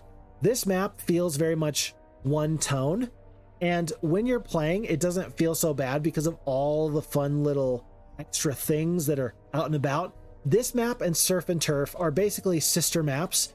This one a little bit more combined, but there's no, like, all these islands are not connected. Like, none of these islands are connected. Somebody just went to town making a little water maze for you with fun little extra things on top of that. Overall, this map is more annoying to me than anything, just because I don't really love water logistics. If you don't mind water logistics, I think you're actually going to have a pretty okay time with this map. So it depends on you. This map and how you feel about it, that's all going to depend on you. Do you like it or not? You're just going to have to let me know. For me, personally, this map is skippable. For me, this map is a 3 out of 10. I said what I said. It's a 3 out of 10. So, I mean, you might like it better, but for me, it's just kind of skippable. Next up, we have King of Death. You know what? This is another one that's kind of skippable for me, actually. Oh, 3-player small map, and you must defeat this starting castle here in the bottom left, the Castle of Sherman. This was also a FixFox playthrough, a FixFox shoutcast. Who was this? This was Apo. Apo did this playthrough, and so red player is big and scary. Spectre, they've got way too many forces here that are available to just completely wipe you out. There's this other player here, and they're just too tough. I do not recommend that you play this map as a straight shot because you start off in the upper right and you're against some enemies. I would recommend that you just hope for the best. Hope that red player, after they take all this treasure, that their bellies are full and that their eyes get heavy and that they wander too far away from their starting castle, and that you then just sort of backdoor and hopefully barely take the castle by the skin of your teeth. This map does not feel very fun to me because it feels like if you don't cheese it, you will lose. Therefore, this map is a 2 out of 10. This map, I believe, is very skippable. Next up, we have Last Hope. So another great map maker. I've mentioned Charles Watkins earlier, who's done some lovely maps. For example, Ghost Planet and Colossal Caverns. Another great map maker is Tim Duncan. So this is part one of what I believe is a 7-part series following, what's the guy's name? Lord Corbus. So you start off in this miserable little swamp. The enemies cannot take your castle, otherwise you lose. Important to note that this map plays much differently if you're playing on Heroes of Might and Magic 2 Gold versus F-Heroes 2. It's actually harder and more of a challenge on Heroes 2 Gold because, again, the enemy can see your castle and they'll take it. But another time where you feel very, very obligated to defend heavily and then just hope for the best and hope you can steal a castle. If you don't take at least one castle in the first week, you are going to lose. So Crusaders, Red Dragons, yeah, you have your one little Red Dragon pet there with Corbus. A fun little story, fun little playthrough. Overall, Last Hope for me is going to be a 5, typically 5 out of 10, but because it is part 1 of a 7-part series, that's actually going to increase the ranking from a 5 up to a 7. FixFox, you're crazy. Yeah, crazy like a fox. So the next map after this is going to be Thunk, and Thunk is so good that that will actually bring up the rating of this one, just to make sure that you play Last Hope as the part 1 of the series. Next up, we have Leopoldville. Hate Leopoldville. I hate it here. 6-player XL map. You got to take an artifact and you cannot lose your starting castle. This map, okay, compare this map to Charles Watkins' Colossal Cavern. Colossal Cavern and Leopoldville basically do the same thing, except Leopoldville has way too much empty space for me to enjoy it, Leopoldville feels like it's trying to be this dungeon crawler party sort of a deal, but this just is annoying. Oh, look, I got through this teal tent and I got to waste how many days worth of movement to take all this stuff? Like, I'm going to take all this stuff. Could you have not just put it together like a little closer? It's more frustrating to me than nothing. I think that the map maker did some really cool stuff here. I think that there's really cool puzzles and like fun stuff, but I just hate the layout. If you had this as a smaller map and just condensed everything, I think that the map would be much better. I've said what I've said. Folks, Leopoldville is the first map that is a 1 out of 10. Don't waste your time with it. And I'm sorry to the map maker, no disrespect to you, but this is one of my least favorite maps. Folks, in the comments section, if you like Leopoldville and you think that I'm crazy, let me know. I am ready for the discourse. Next up, we have Lost Continent. I like Lost Continent, and Lost Continent is actually a pretty difficult map. 6-player XL map. If you start off as the blue knight, the red knight here in the upper left corner, you're gonna have a pretty tough time. They've got a really bit of a tough go. I would say that the best starting force would be here as the purple warlock. They probably do the best out of everybody. But it's a good map, right? There's stuff in the center, dragons and all this fun stuff. Build up your strength and take whatever freebies you can find. And on the outskirts of that, there's this nice little road system that helps you get kind of everywhere and anywhere. The map feels pretty big, and it also feels like there's a lot of good opportunity to kind of pick your path and be the most advantageous you can. But again, barbarians and the knights actually tend to start off a little bit worse than the other factions. I like this map. I remember I had to restart this map. This map for me is an 8 out of 10, depending on what starting position you have. It's a little bit less challenging and a little bit less fun if you start off as the warlocks or as the wizards. But in general, I'm still going to give this an 8 out of 10. Next up, we have Lost Relic. Lost Relic is a map where clearly, as you can guess, you got to go find an artifact. 5-player, medium-sized map. And the artifact you're looking for is the ultimate artifact, and you don't really want to get distracted. You want to find all of these obelisks that you possibly can. Still, as you do so, there's some really fun stuff. This is a good story type of map where there's rumors and the events, and there's also lots of little event bubbles scattered throughout that give you some good fun flavor to this map as you go through it. I do enjoy this map fairly well, and typically I don't really love the treasure hunting sorts of maps, but it's an engaging map with a fun story while you're still being you versus your enemies. So overall, Lost Relic, I actually put this one down as a 7 out of 10. Next up, we have Ludicrosity. But still, Ludicrosity, I actually do enjoy this map. It looks a little bit like a mess. If you look at the if you look at the mini map, it does look like a mess. It actually plays fairly well though. So I would recommend you actually play this as orange or yellow. There is a barrow mound on this map, but it still gets some good points because of the story elements tied to it. Where's that barrow mound? I thought it was up here. There's a barrow mound somewhere up here. There it is. There's your barrow mound. And so overall, yeah, I'd recommend yellow or orange as your playthrough. I give this map, unfortunately, it looks like it took a ton of effort to make. I would give this a solid 6 out of 10. Next up, we have Magic 3. This is a bit of a letdown. I hate to say it. Magic 3, you got to go find this ultimate artifact. Seek out the ultimate artifact to be victorious on this strangely shaped land. 3DO. Yeah. So you start off as either blue or yellow or green. Somebody just wanted to make a 3DO map and then like include it over here. And I understand, like, they were probably trying to make a map that was so good that it could not be left out of the expansion campaign files. But overall, it feels a little bit cheeky. It feels, I don't know, feels a little bit cheap. Feels a little bit cheap, and it does not play particularly well, folks. This map is a 2 out of 10. I'm not going to say anything else about it.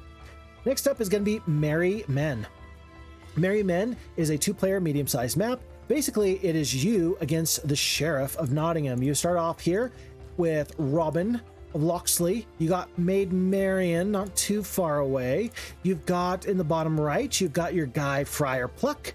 Apparently he's not Friar Tuck, he's Friar Pluck. And then There is the sheriff in the upper left. So you do have to defeat your enemies on this map. There is the little, you know, merry sort of tankard for brown liquids that people might want to imbibe with. And overall, it's just kind of like a fun little story. It's not too bad. It's not too bad. I don't hate it. I don't love it. Merry Men, this is a 4. It's a 4 for me. It's actually brought up from being worse just because some of the story elements are actually not too bad, but it just doesn't play particularly well for me. That's the only part about this I don't love. So it doesn't play particularly well, but the story elements make it a 4 out of 10. Next up, we have Might versus Magic. So Might versus Magic is kind of a letdown for me. 3-player, large-sized map. This is an allyship sort of a map. You can play as knights or barbarians here. And the map looks fairly interesting, but somehow, even though the map looks interesting, it doesn't play particularly well. And so you are up against the red player here with the sorceresses and with the necromancers and warlocks and wizards. And yeah, somehow it just doesn't turn up to be particularly good, but you can do this as something of a comp stomp. It is really kind of cool to note that here on day 1, the comp gets fed, so the red player gets a whole ton of extra resources just to make sure that they are an adequate trial for you as the computer player to overcome. It's an okay map. I don't love it. I don't hate it. This is just a solid 5, as you are a barbarian and a knight trying to overwhelm your opponents. Next up, we have Mineral Wars. I actually do enjoy Mineral Wars. So 6-player, medium-sized map. If this was a large map, this map would be way worse than it is. As a medium-sized map, it's really a tight sort of strategy sort of map. So Mineral Wars does a really nice job with the pacing from your starting areas, and you have no sawmill, you have no ore mine. There was an ore mine here, but it burned to the ground. There was a sawmill up here, but it burned to the ground, right? And you have a lot of fun with whatever starting position you sort of have, because the mineral war that you're going for, minerals and such, they're in the very center, but that makes for a very highly contested sort of start. Now, there are pockets of resources, like for example, you can see 3 sulfur mines right here, 3 sulfur mines right there. There's gem mines on the high seas, right? So there are like these little pockets of these precious resources that might not be specifically hard to access. Crystal here, but mercury here. But overall, wherever you start off from, it's actually really, really fun. And there is some strategy in taking either the warlocks or wizards, and there's some strategy in ignoring a highly precious resource dependent start and instead going for something else, like, you know, something that only requires wood and ore. So you can play as any position. I actually really enjoy this position. It's a fun game. Go and check out Mineral Wars. This is at least a solid 7 out of 10. Next up, we've got Mire Straits. 3-player, medium-sized map, kill or be killed. And this is actually a really okay map for me. There's some weird things about it that I don't typically love, right? Well, so let's start off with this. You could start off here as the blue player. You could start off as the, where are you? Green player here. And in the very center, there's this red enemy that you are not getting to start off as. So be blue, be green, whatever you want to be in this corner or be in this corner. The start is really, really tough because to get anything, you have to go through monsters. And so the clear is very, very difficult initially, no matter where you start. And then in order to win the scenario, you got to defeat all your enemies, right? But if you go through this Mire Strait, if you stay too close to the riverbank, the red player will reach out and they will grab you. And red player gets stronger and stronger and stronger. So what's ideal is that you will defeat your starting area. You will navigate this treacherous water. You will get to your other weaker enemy, take all that they have, and then with those combined forces, then you will attack the red player. At that point, if the AI for the other side gives the red player a boat, you're in trouble. Really like this map. This map is actually an 8 out of 10. It feels pretty quality. I actually think that this is a good map if you want to play multiplayer, player versus player. I actually think that it's got a good level of balance, so I'd actually recommend that. But the only issue is that after you defeat your ally, it feels pretty bad that then somebody's going to go and just make themselves a sandwich while the other person plays Heroes of Might and Magic and defeats the red player. Okay.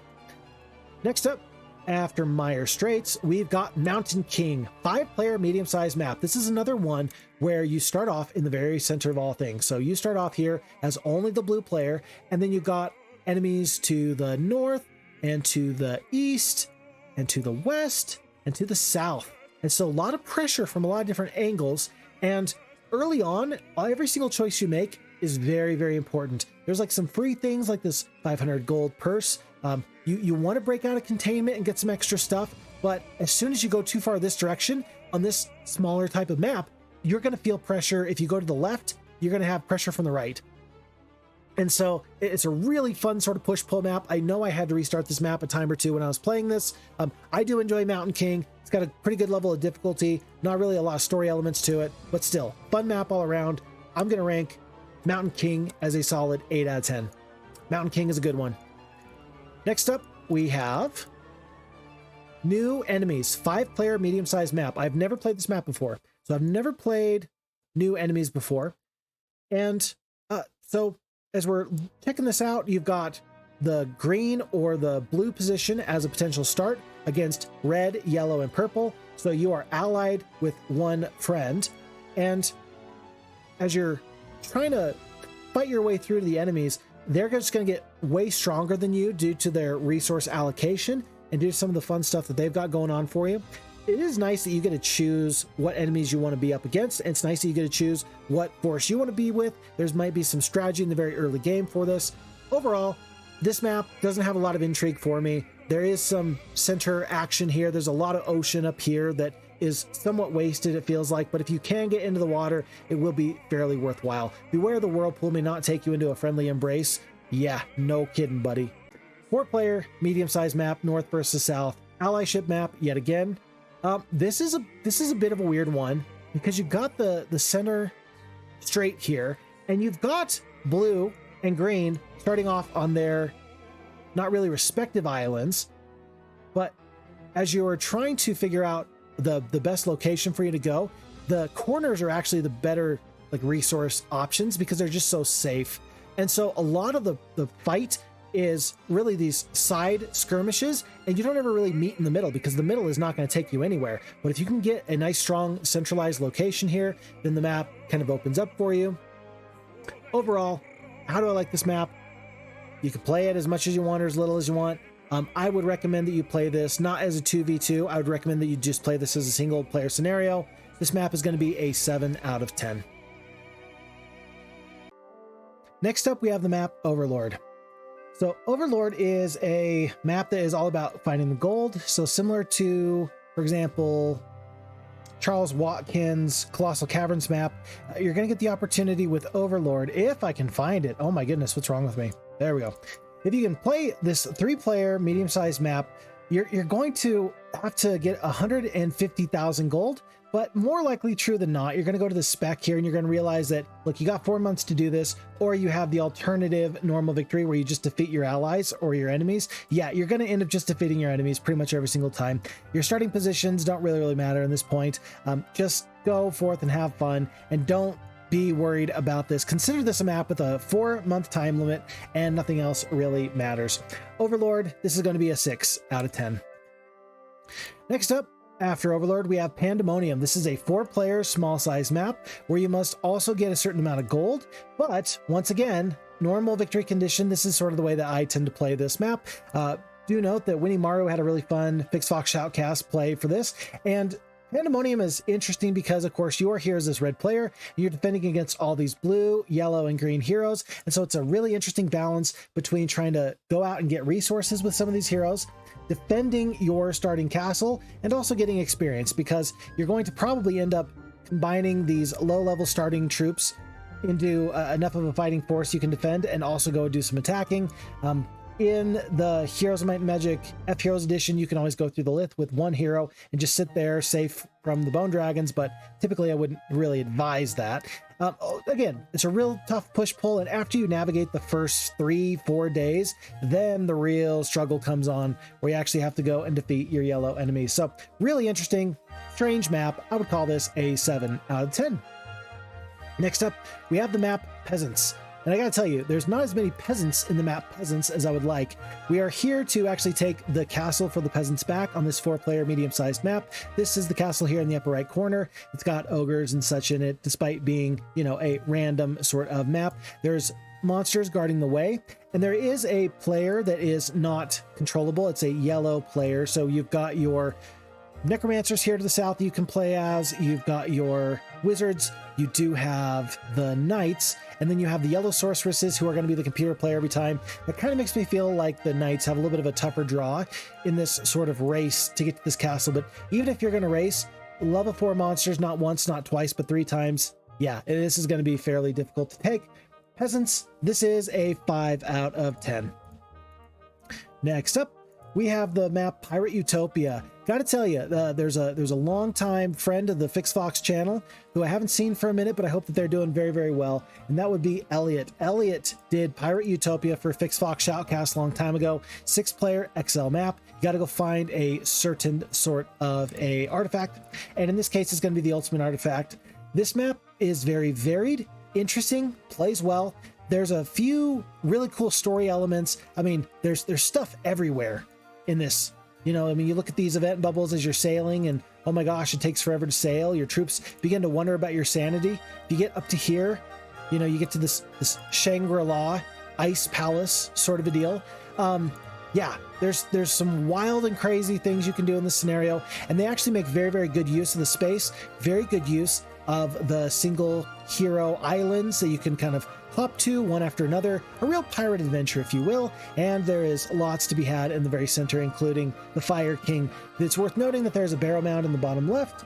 Overall, this map is a 8 out of 10, and it's only lower as an 8 out of 10 because there's not a ton of replayability. Once you know that this barrow mound is here, it becomes a little bit easier to go forth and find that ultimate artifact.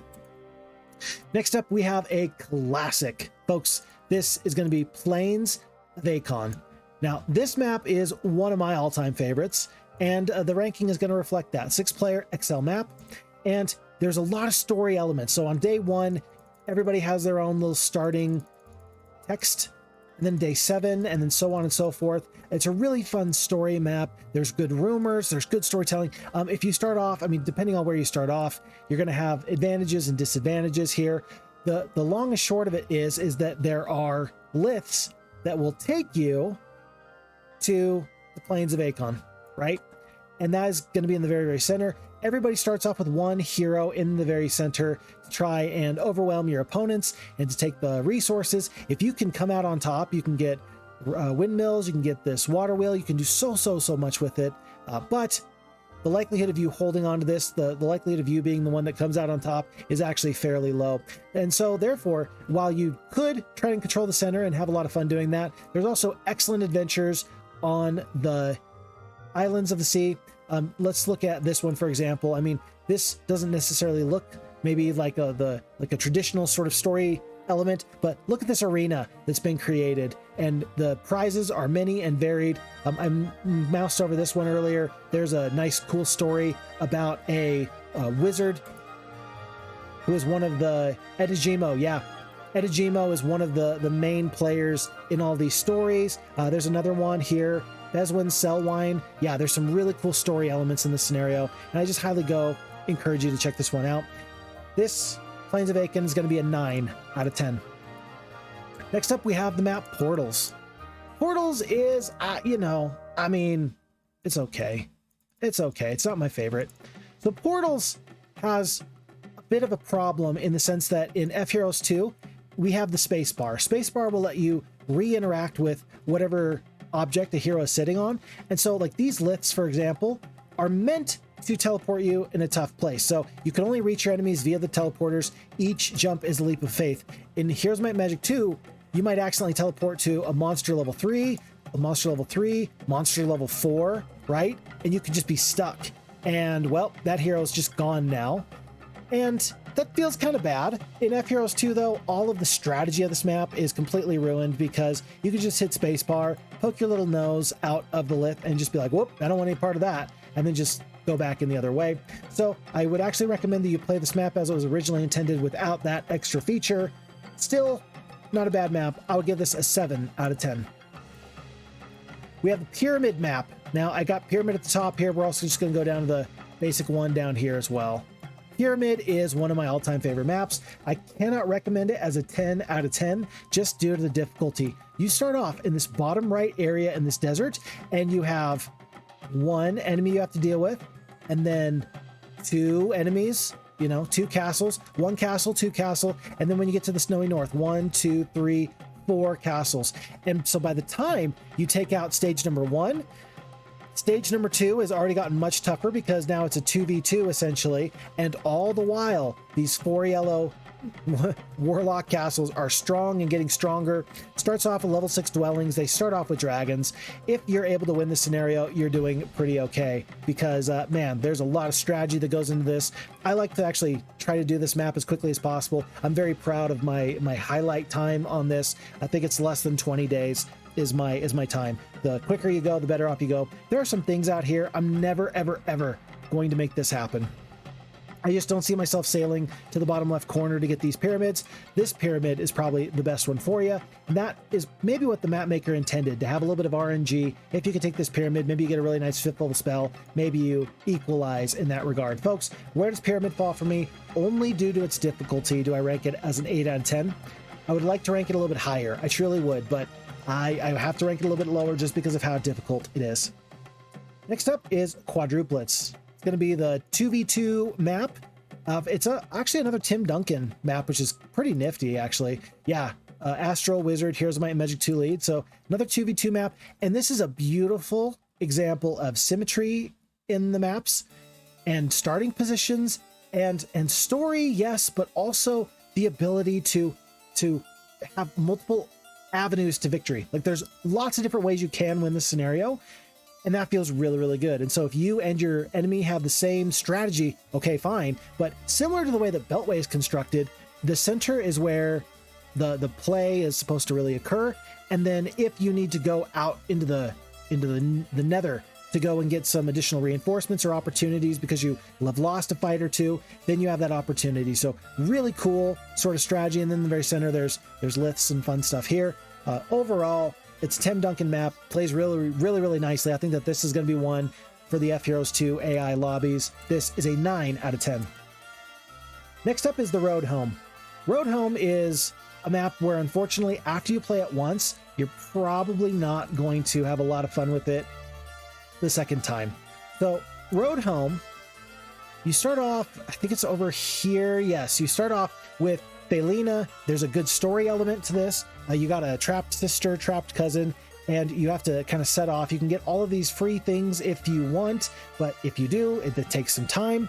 And all the while, your enemies are getting stronger and stronger. So you go through the liths, they take you to this other side, and then you can more or less decide to go north into the snow or south into the swamp. Either way, it doesn't really matter. I'm not going to spoil it for you, but in the event that you can get home, you can then have the strength to overwhelm your opponents because there is a town with 50, 100, 150, 200, 250 phoenixes here in the Castle of Evenstar. So really, your goal is to make it to the home and then conquer your opponents near and far, wherever they may be. So it's a really fun map, but once you kind of figure out the best, most efficient direct route to get there, there is a certain loss in the value of the playthrough.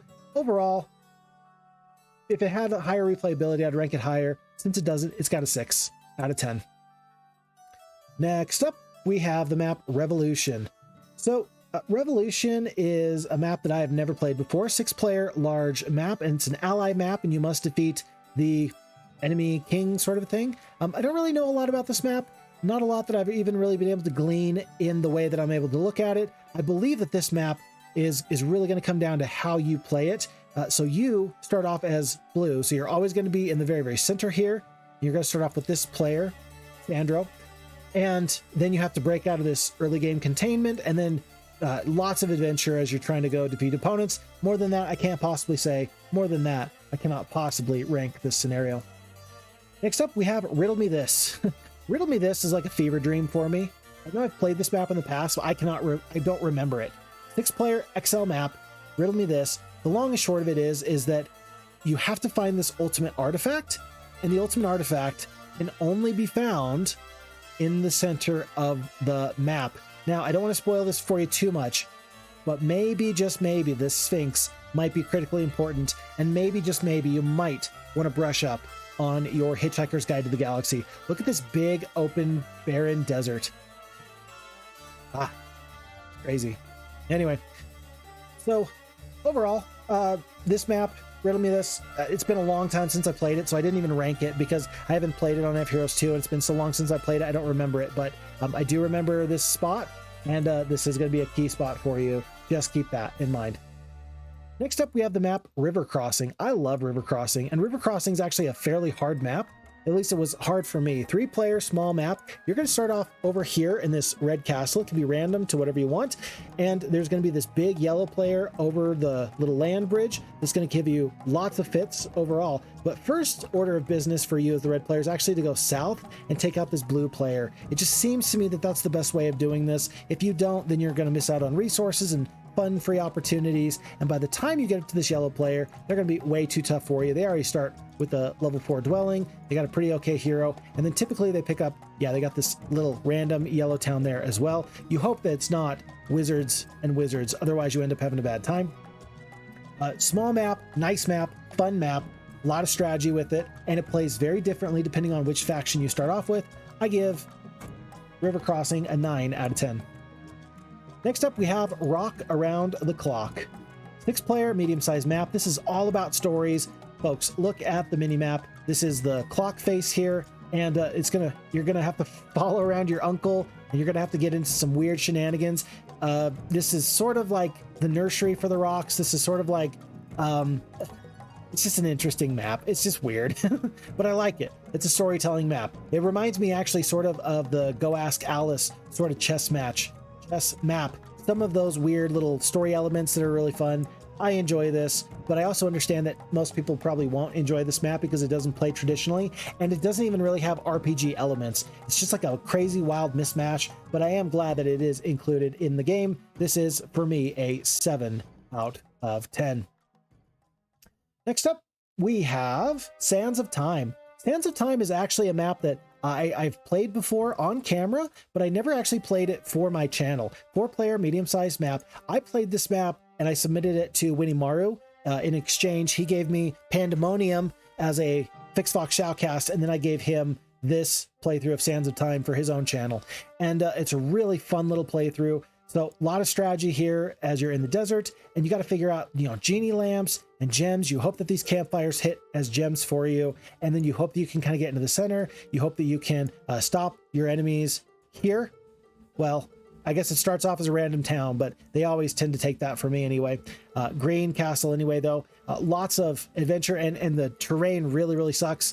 If you start off as a barbarian, you're going to have a better time, but there is a little bit of an opportunity and a trade-off cost there. Overall, I like this map personally. Sands of Time, I've got this ranked as a 8 out of 10. Next up, we have Scorched Earth.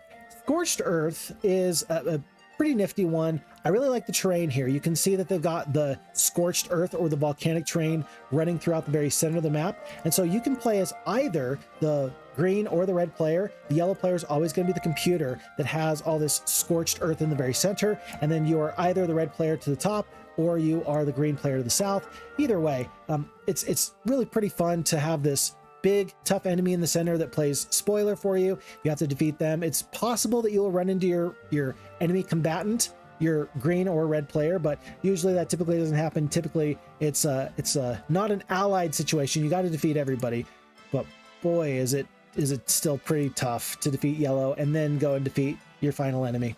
So overall, Scorched Earth, this is a lot of RNG on this map, a lot of RNG depending on where yellow goes and how they play, but I give this a 7 out of 10.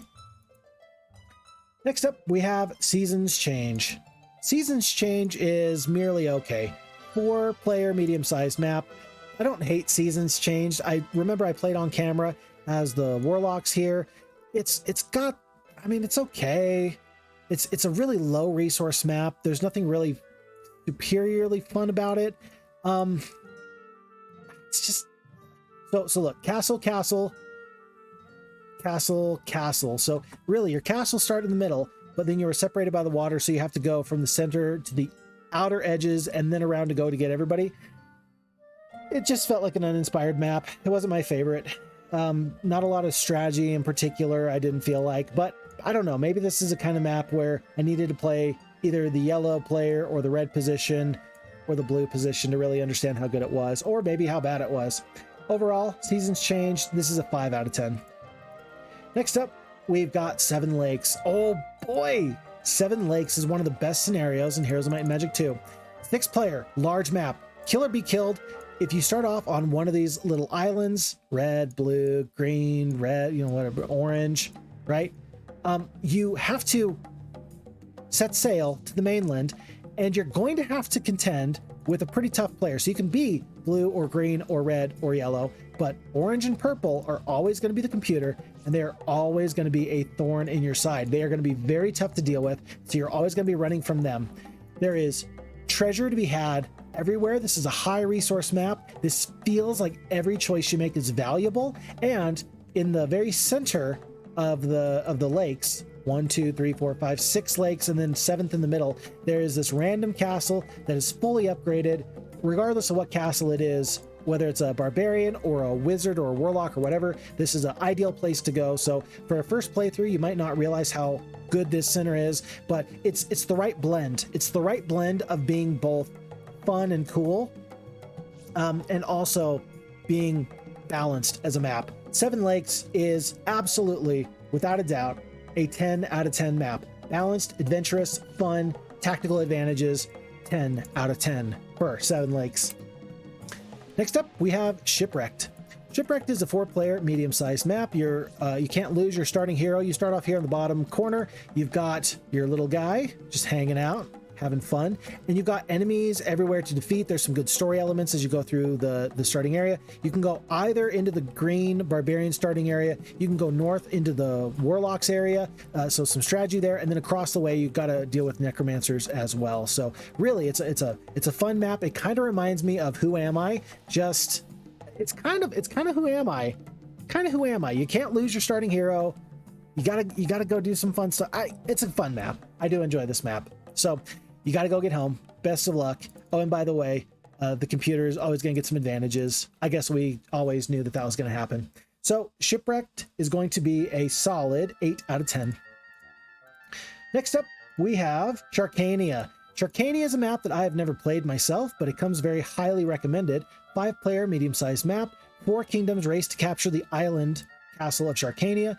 Here it is. It's in the very, very center on this little island. And so then everybody starts off on their own little sections here. Nobody has a very clear or distinct advantage as far as I can tell, but having never played this myself, it'll be a little bit tough to say. There's one important thing to note, that because the goal is to take this middle castle and it doesn't have a ton of really highly valuable forces guarding it, it really is a race. And so despite the fact that there's a barrow mound here, that doesn't actually hurt my feelings too bad, because you can spend all your time and energy going for this barrow mound and somebody else can just set sail, land, and steal the castle and steal the win. So it's one of those times where this feels valuable to get a barrow mound, but really you might not even have time if you're up against a really high quality player. So Sharkania, I've never played it, so I can't give it a rating, but I actually do hope to play this pretty soon because it does come highly recommended. Next up is going to be the map Skirmish. Skirmish is a 2-player, small-sized map. You have knights and you have sorceresses. So the knights are in the upper right, sorceresses are in the bottom left. There is a little barrier that's dividing the two of you, and the tent is behind both sides. Where's the tent over here? There it is. Actually, though, hold on. Yeah. Knights do have to defeat these folks to actually get there. For some reason, I thought that there was a way to bypass this. Maybe not. But you can get to this tent here, they can get to this tent here, and once this gets cleared open, then it's a very, very straight shot from point A to point B. Who has the advantage here? I would argue that it's really pretty balanced. It's actually surprisingly balanced. This scenario should not get to the mid game where the sorceresses really can overwhelm the opponents, but sorceresses are going to have some good spells. Knights are going to have some good might. This is going to be a pretty cool scenario. In the event that you don't want to go for this, you can always go around, by the way. This is just a simple way to go directly through, but either side can go around to get to their enemies. Very cool. These islands never matter. I didn't even know this was here. Okay, I've never clicked on this before. We're never going to click on this again.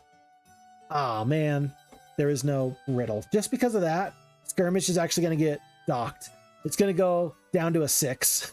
6 out of 10 just because you put a Sphinx there and there was nothing there. I'm so disappointed in you. I'm so disappointed. How could you do that to me? After Skirmish, we have Slayer's Legacy. Oh, I love Slayer's Legacy. One of my all-time favorite personal scenarios that I just enjoy. I love Slayer's Legacy as a 6-player XL map where you must defeat a castle. You must capture a castle because the story is so good. Starting off as blue, starting off as yellow, starting off as green, starting off as red. So you have these different children of the Lord Slayer from Heroes of Might and Magic 1, and you must ultimately capture this castle way up here. Way up here. Yeah, you gotta get all the way up here, but this is going to be an absolute gauntlet to get there. There is tons of cool story along the way. There are these little event bubbles that are really pretty fantastic. Yeah, it's really a fun scenario, tons of story elements. I would highly encourage you to go check this out. I had a really fun play through with this. Adventure, large sized, and really it's split up for me into 2 real sections. Section number 1 is defeat your siblings. Blue has to defeat yellow and green and red. Defeat your siblings and then go forth and go adventuring. If you try to do that out of order and go adventuring after, you're probably gonna have a bad time. Slayer's Legacy, 10 out of 10. 10 out of 10. Go give it a try. Go give it a try. Next up is Slugfest, 6-player small map. Now, 6-player XL map? Okay, there's a lot of distance between you. 6-player small map? This is tiny. This is the map that I think of when I think about just like a really quick 15-20 minute map. And there's a lot of different strategies that can work with Slugfest here, but I'm not going to tell you exactly what they are. Suffice to say, it might be nice if your enemies could beat up on each other and then you could swoop in at the last possible second and derail them. This is a 7 out of 10. It's a real quick hitter. I don't think that this is particularly well balanced for competitive play or anything like that, or PvP, but as a single player, I think it'd be a fun challenge to win with every single faction. Maybe the faction that has the hardest time of this, though, is the Knights. What did I say for Slugfest? Did I say 7 out of 10? If I didn't say 7 out of 10, I said it now. Next up is Spellcasters. Spellcasters is a 4-player medium-sized map, and it does a really nice thing here because you got your Spellcaster Necromancers to the northeast, you got Wizards to the northwest, you've got Sorceresses to the southwest, and you have Warlocks to the southeast. And then all plot points kind of converge in this center area here, where there's 2 random towns and like some Guardians with Crusaders that you will have to go through, but there's no way of really reaching your opponents unless you go through the center. So everybody's got to clear out their starting area and then just head towards the center area where everybody clashes, probably around week 2, week 3, probably around week 3 is where you kind of really hit. I like this scenario. I think that this is a really fun one. Spellcasters, I'll call this an 8 out of 10. Next up, we have Sudden Siege. I feel bad, folks. I had to actually double check to see if I'd ever played Sudden Siege before, and I have. 6-player XL map. I loaded up and I was like, this doesn't look familiar at all. And the real hook of this scenario is visible only a little bit and not all the time. You can't see it here, you can't see it here, but you can see the hook right here. There is a lift behind each starting castle. And so you are highly likely to run into your enemies very quickly, unless you want to just park a hero right on there to prevent people from knocking on your door. Overall, not a bad scenario. Like, that's the hook, is this hey, watch your back sort of a deal. And then of course you can get other places with sailing. It's a high resource map. I actually feel like it's a pretty fun map just for that reason. Overall, folks, this is listed as a 7 out of 10. 7 out of 10. Oh, it's crazy. All right. Next up, we have Surf and Turf. Folks, Surf and Turf is a very polarizing sort of map. 6-player XL map, more water than land, and there's way more water than land. Whereas there was like Isle Maze, where there was long, thin islands that connected everything, Surf and Turf has lots of little islands, and there's lots of lifts that kind of connect everything together. And even these biggest little islands the biggest one here for red, for example, it's not super connected in the way that you would like. I mean, there's monsters, there's even liths that separate some of the bigger medium-sized islands. Everybody has their own starting island, and the starting islands are fairly well balanced, but geez, this is not my idea of a fun time, just because I don't like the logistics that come so much with the water. It gets a little bit annoying. If you have one single dimension door spell, you're having a real good time, or rather you're having a much better time than you otherwise would have had. So Surf and Turf, some people are going to love this, some people are going to hate this. I give this a 4, so it's not a 1, 2, or 3. It's not skippable. I think that you should play Surf and Turf, but I don't think that you're going to have the most favorite time with it. Oh, and as an extra layer of difficulty, don't use spacebar to hit spacebar to go through the liths to go to the one you want. That's cheating. Don't do that. And it'll add about 40% to your play time. Next up, we have teleports, or rather teleporters, I believe is what's called. Yes, teleporters. 5-player large map. We got to get a certain amount of gold. 400,000 gold. That seems like an awful lot. So this is a map that I have never played before, so I don't really know how it plays, but I do like that there's some balance in the sense that on the high seas, there are islands that you can have plenty of fun with, high resources that are reachable by liths. And then there's this kind of 3-pronged center island where all of the combat really takes place. This looks like a really fun map. This looks like a good map. I haven't played it myself, so I can't really tell you, but looks like a good map. I'll be excited to play this one when I get the chance. Next up is Terra Firma. I do enjoy Terra Firma quite a bit. 4-player medium-sized map. You cannot lose your starting castle, and you are here in this upper left, and you cannot lose the castle. You've got enemies over here, you've got enemies down here, and so the orange and the yellow player are not going to bother you too much. Well, okay, they're going to be the main antagonist that you must overcome, and they're going to get plenty of resources, so they're going to really bring to bear a lot of forces against you. But across this land bridge that has risen from the depths of the sea, this will lead you to the red enemy, and this will lead you to this castle, Black Fang. Funny enough, Black Fang is the name of a castle. It can just show up. It can randomly spawn here, for example. If it does, that's not going to be your new win condition. You do have to take this castle, but pretty fun map. I enjoyed this map. I got some good memories with it, and I don't think I won it the first time I played it, which actually adds to the value that I have for it. I rate this as an 8 out of 10. Next up, we have Terrain Wars. This is another one that I haven't played. It's really nice to know there's a lot of maps I still have to play. 2-player, large-sized map. Yeah, I haven't played this one, and I don't really even want to spoil this one for me because it actually looks like a pretty cool adventure. Just keep that in mind, that this one, I haven't played it, I don't know much about it, and I actually don't want to look too much at it because I don't want to ruin it for me. So, Terrain Wars, haven't played that one just yet. And then the Back Door, never played that one either. 2 in a row. I think this is the first time we've had 2 maps in a row, small 4-player map that I haven't played myself. But this one looks to be kind of having all plot points converge on the center. Again, I'm not going to spoil this one for myself so much. Let's make sure that we replay that. Beautiful. This is the music for Heroes of Might and Magic 1, by the way, just in case you didn't know. I'm sure that you did. You are probably a huge Heroes of Might and Magic aficionado. You probably know an awful lot about this music. You can definitely tell that it is Paul Romero. And what else do you really have to say about that? Okay, what else can you say about that? So then we are now on to the Clearing. Oh, the Clearing. So the Clearing is actually a map that gives me a lot of fits. 5-player small map. You got to take the ultimate artifact. You start off here in the center in this random castle, and the ultimate artifact is in the same spot every time, but it's guarded by black dragons. And so you have to get enough forces to defeat 6 black dragons and a little bit of time to dig before red, blue, green, or yellow take it from you. It's really tough because it looks like there's a lot of resources here, but everything is guarded. Everything is guarded by something, and so getting quality troops is pretty tough. I think that your best bet is go for a barbarian hero. That's probably the best thing you can do. And then if you roll as something unlucky, you're going to have just a horrible time going through the dragons, although it might help you take out some of your opponents on the edges of the map. Clearing gives me some tough times, but I like it. It's 7 out of 10.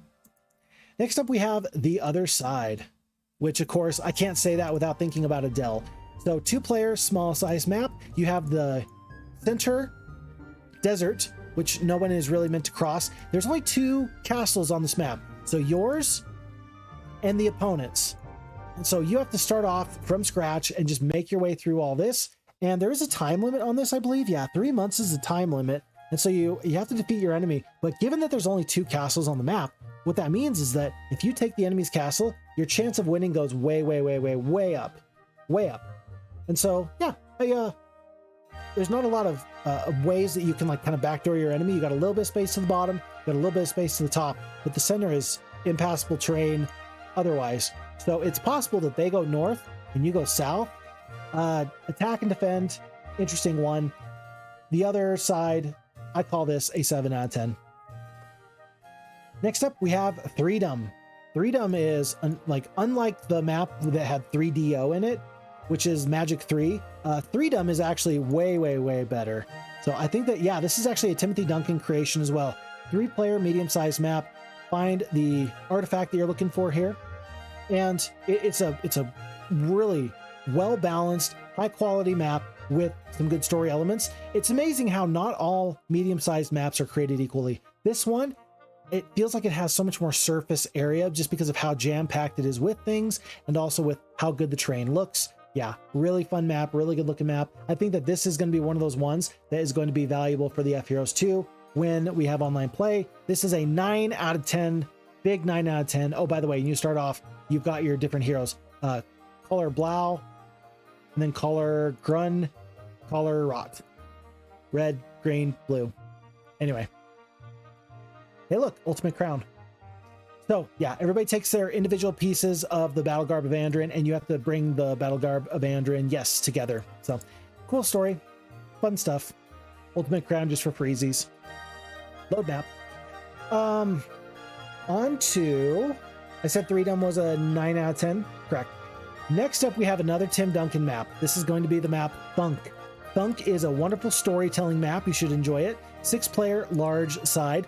You are against everybody, and this is the sequel to Last Hope, which we talked about earlier. You cannot lose Corybus, who is stranded on this little island here. Corybus was doing a pleasure cruise, and he's landed, and he's stuck, and he has to sit on this lift, because if he doesn't, the big, bad, evil Thunk will come and get him. The Thunk is impossibly tough, like incredibly well-leveled, huge army, immune to magic because they pick up this artifact at the very, very beginning. Yeah. And so you got to find a way over time to go up and rescue Corybus and also then defeat the little Thunklings and all the people that are in these islands. This is a really cool, really, really well done map. This is an absolute 10 out of 10. Go play Thunk. Start off with Katarina and make your way down and sail to go save your brother. Go do it. Next up, we have Undead Armies. Undead Armies does play better on Heroes of Might and Magic 2 Gold than it does on F Heroes 2. The time I played it recently, I was the Barbarian player, and you can go into these liths, and that kind of connects you to these liths. You can pretty quickly take out the Sorceress, but then you've also got Knights and Wizards, and so there's the 4 kind of players you can play as, and then you're up against some big bad purple and red necromancers who are allied against you. So red and purple are going to do a lot of damage to you. Everybody else is just kind of fending for themselves. Not too bad of a map, but it does play much better with Heroes of Might and Magic 2 Gold as opposed to F Heroes 2. Something about the way that these AIs don't really explore well into your territory. They don't put a lot of pressure on you on F Heroes 2. So just keep that in mind. Overall, this is a 6 out of 10. Next up, we have Unholy Alliance. And this is another one that I've never played before. Feel bad. I feel like I should have played all of these so that way I could have had a very complete list, but hey, I mean, I've played most of these. 4-player, medium-sized map. This is an ally ship, and it's Unholy Alliance because you are a knight and a necromancer against a barbarian and a sorceress. You don't typically have those ones on these playthroughs. Unholy Alliance, I've never played this one, but you're teaming up as some unlikely allies, sorceresses and barbarians, knights, and the undead. But overall, I haven't played this map, so I'm not going to give it a ranking, and I'm not going to spoil it too much for myself. And then next up is actually going to be Valley of Death, which is, again, for the second time, 2 maps I haven't played myself in a row. 3-player medium-sized map. There's a time limit. You got to take an ultimate castle here. It looks like it's probably going to be in this undead area. Interesting when you see barrel mounds. That always gives me some pause, especially not once but twice, especially when red player has got easy access to that. But I don't think that the red player is playable. Yeah. So I'll be interested to kind of check out that map and see how Valley of Death plays. But then after all that's said and done, I think I've played every single map from here on out. No, I got one more, but this is still going to be a whole slew of them that are really, really good. We're almost to the end, folks. Almost to the end. Next up is Vikings, 5-player medium-sized map. You start off here in the bottom left corner as these Vikings. You got to take all your resources, and off in the desert, snowy areas is lots of bad enemies that mean you an awful lot of harm. There are some opportunities. I like that in my playthrough, I ended up picking up this wizard town and turning that into Titans early on. That ended up being the great equalizer for me. High quality troops tend to do that for you. There are dragons and such, but overall, yeah, you here as your red human player up against these enemies, you're going to get a lot of threats. Can you deal with the enemies? It's easier on F Heroes too, but a still fun playthrough one way or the other. Vikings, I would say that Vikings as a tough scenario is a 7 out of 10. And then next up we have Warrior Knight. Warrior Knight gives me fits. Warrior Knight is really hard. 6-player, large size map. And the thing is this, is that the undead forces start off with way more than you do, right? They start up with at least level 3 dwelling and level 2 mage guild.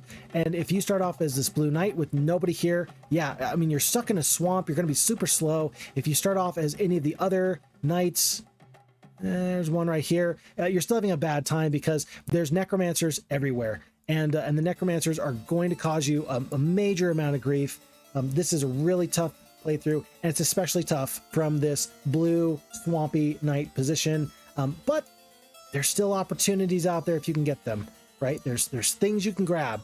Goblins, Freeman's Foundry. It's a fun map, it's an intriguing map, but it's a very, very difficult map. And because of that, I am actually going to drop the ranking a little bit. It is going to be a 6 out of 10. Next up, we have Wastelands. Wastelands is a super tough map. And so I'm actually going to rank this higher because of how tough it is. This is going to be, I'll just break it for you. This is going to be an 8 out of 10 map. 4 players, medium sized. You start off in this location, and as you try and go south through the cracked earth, you're going to have so many enemies just causing you grief. This castle, this town, and then this town are all going to be taken, that you have to overall prevent from winning against you. And then the enemies also have castles in the far reserve that are going to just pump out troops. So basically it's a 3-on-1. I don't really ever get up to this area. I didn't get up to there last time, nor here, but my goodness, this map I kind of won by the skin of my teeth. There was some really, really tough logistics. I would recommend, again, Wastelands as an 8 out of 10. Next up, we have Who Am I? Who Am I is one of the better maps in Heroes of Might and Magic 2. It is a 4-player medium-sized map. You start off here in the bottom right with the hero Who Am I, who has amnesia, crash landed. You have to figure out, after you take this initial town, what you do from there. You can go south into this swampy terrain towards purple, or you can go north into the green player's domain. I would recommend going into the green player's domain. That typically goes much better just due to the resources that they have available to them. And then you also have red in the, let's see, where's red?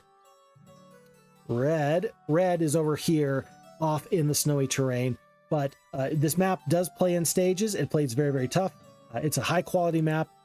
Welcome back, General. Have you finished the conquest of the Northern Lands? What? You've still not finished your mission? Get back there and teach those rebels a lesson. Isn't it great that there is a little bubble here that indicates what the story is? We are a general. Who could have said? Folks, this is a 10 out of 10 map. Give this one a try. Let me know what you think. Next up, we have Winterlands. I really like Winterlands. It's a 4-player, large-sized map. And kind of like a lot of other maps, you got equidistance between yourself and your enemies when you're starting off in this playthrough. And on the outer edge is the snowy north, but you have some easy traversable terrain in the very center. I like to play as wizards from the yellow position. On normal difficulty, in the first week, you can get up to titans with no major problems, and then you can kind of roll the map from there. There's a center area. It doesn't usually factor into my playthroughs, but it might factor into yours. So give that a good look. Rest stop. Yeah, that's a rest stop for you. Overall, Winterlands, highly ranked. This is an 8 out of 10. Go check it out. Next up, we do have my last map that I've never actually played for myself, but it's worth noting that this map comes very, very highly recommended. Others have vouched for it. 6-player, large-sized map. You have a time limit. You can't lose your starting hero. You are searching for the witch.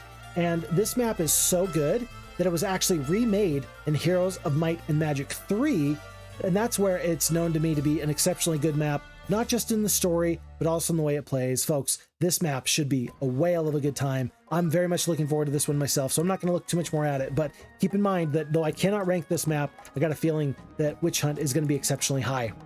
Next up is going to be Wizards Land 1, 2, and 3, and I'll just tell you right now, just to give us some preface, these are all RPG-style maps. Less so than you trying to go out and fight your enemies. You cannot lose your starting hero. You've got an objective. You got a big bad evil guy you got to go defeat. And I rank it as 8 out of 10 for Wizards Land 1, 8 out of 10 for Wizards Land 2, and then 6 out of 10 for Wizards Land 3. 3 is just not my favorite out of the bunch. Wizards Land 1, you start off in the bottom left with Solomon the Wizard. You go all the way through and you find fun little story stuff. The tavern and the events are exceptionally good in helping you know where to go and what to do. Like, it gives you hints about halflings, it gives you hints about things across the sea and other places that you ought to go. And then eventually you got to make your way through this area to this yellow hero that stays stock still, but defeat your enemy after you plunder these great libraries, plunder all these treasures, and you will be the ultimate wizard. So Wizards Land 1, again, 8 out of 10, very good map. After that, Wizards Land 2. It's the same basic story. You start off in this area, and you are meant to go and track down this guy in the upper right. These dragons here, if you come upon them, they will say, our master wishes to meet you. Go to him, or you will not go anywhere. So yeah, you're not going to go through those dragons to escape this fight. But more storytelling, more fun things. I did get a little bit stuck on the scenario. You do need to summon a boat, or rather, build a boat here. Sail across land, and then that takes you to some neat other places that you ought to go. I kind of missed that the first time. It took me a while to really figure that out. So I'm telling you, and I'm sorry for ruining your playthrough. But again, this is an 8 out of 10, another fun wizard story. And then lastly, this is the last scenario in the base game files, Wizards Land 3, 2-player, small map. I'm going to rank this a 6 out of 10, dedicated to Princess Diana. Aw, I guess that tells you just how old Heroes of Might and Magic 2 really is. This is not a bad scenario. I feel like I should rank it higher than 6 out of 10 because it's part of the larger story. But the issue I have is this, is you make your way through all the way up here, grab the tents all the way up here, and then this is actually passable terrain. You're supposed to go to these liths and do the corner lith hopping thing that you did the previous time, but due to an error, I think in just the F Heroes 2, when I played this is actually passable terrain and you can actually walk right through here. You don't have to do all that other rigmarole. And if you're too strong, this Druid Queen who is supposed to stop you, yeah, she's not actually going to stop you. She's going to like step out of your way and let you walk right in to go defeat this enemy hero. So overall, a fun map, but this kind of ruined it for me. Maybe we should just make some changes to this map and make sure that everybody else can enjoy the map in the way that was actually intended. There. All right, perfect. Mission accomplished. Well done. Totally blends in. Not really. Folks, that's it. These are all the maps that are in the base game files. I didn't do a kind of composite rating to see how often scenarios got ranked at a certain rating or not. Maybe I should. Maybe I should. But it is worth noting that in all of this, that these scenarios, not very many are not worth your time. The way that I look at this, not many are not worth your time. I think that there was only a couple that were ranked either a 1 or a 2 or a 3. Let me track those down for you real quick, and we'll get the 10s and we'll get the 1s. So we've got, let's see. We have Beltway as a 10 out of 10. Broken Alliance, 10 out of 10. Deathgate as a 3.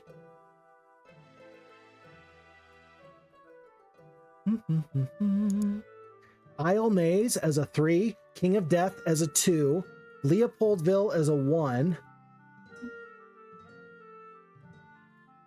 Seven Lakes as a 10, Slayer Legacy as a 10, Thunk as a 10, and Who Am I as a 10. So really, there's 4 or 5 maps that I highly recommend that you play, and then there's like 3 or 4 maps that I'm like, if you don't want to play them, you don't really have to. So just keep that in mind, that all these maps are really fun, all these maps are really good, and if you play F Heroes 2, there is a map making community out there that is currently making brand new maps all the time with the newest and latest and greatest technology. I am always excited to see what they do for us. So folks, with all this being said, that's going to be the end of the video. Do me a huge favor. Look after you. Look after your friends. Look after your family. Take very good care of yourself, because if you don't, who will? My name is FixFox, and tell me where you think I'm silly. Tell me where you think that I am completely on the same page as you, and where we agree, and maybe even give me a write-up or a synopsis of some of the maps that I did not rank here today. I will catch you on the flip-flop, and I'll catch you in the comments. Thanks. Bye-bye.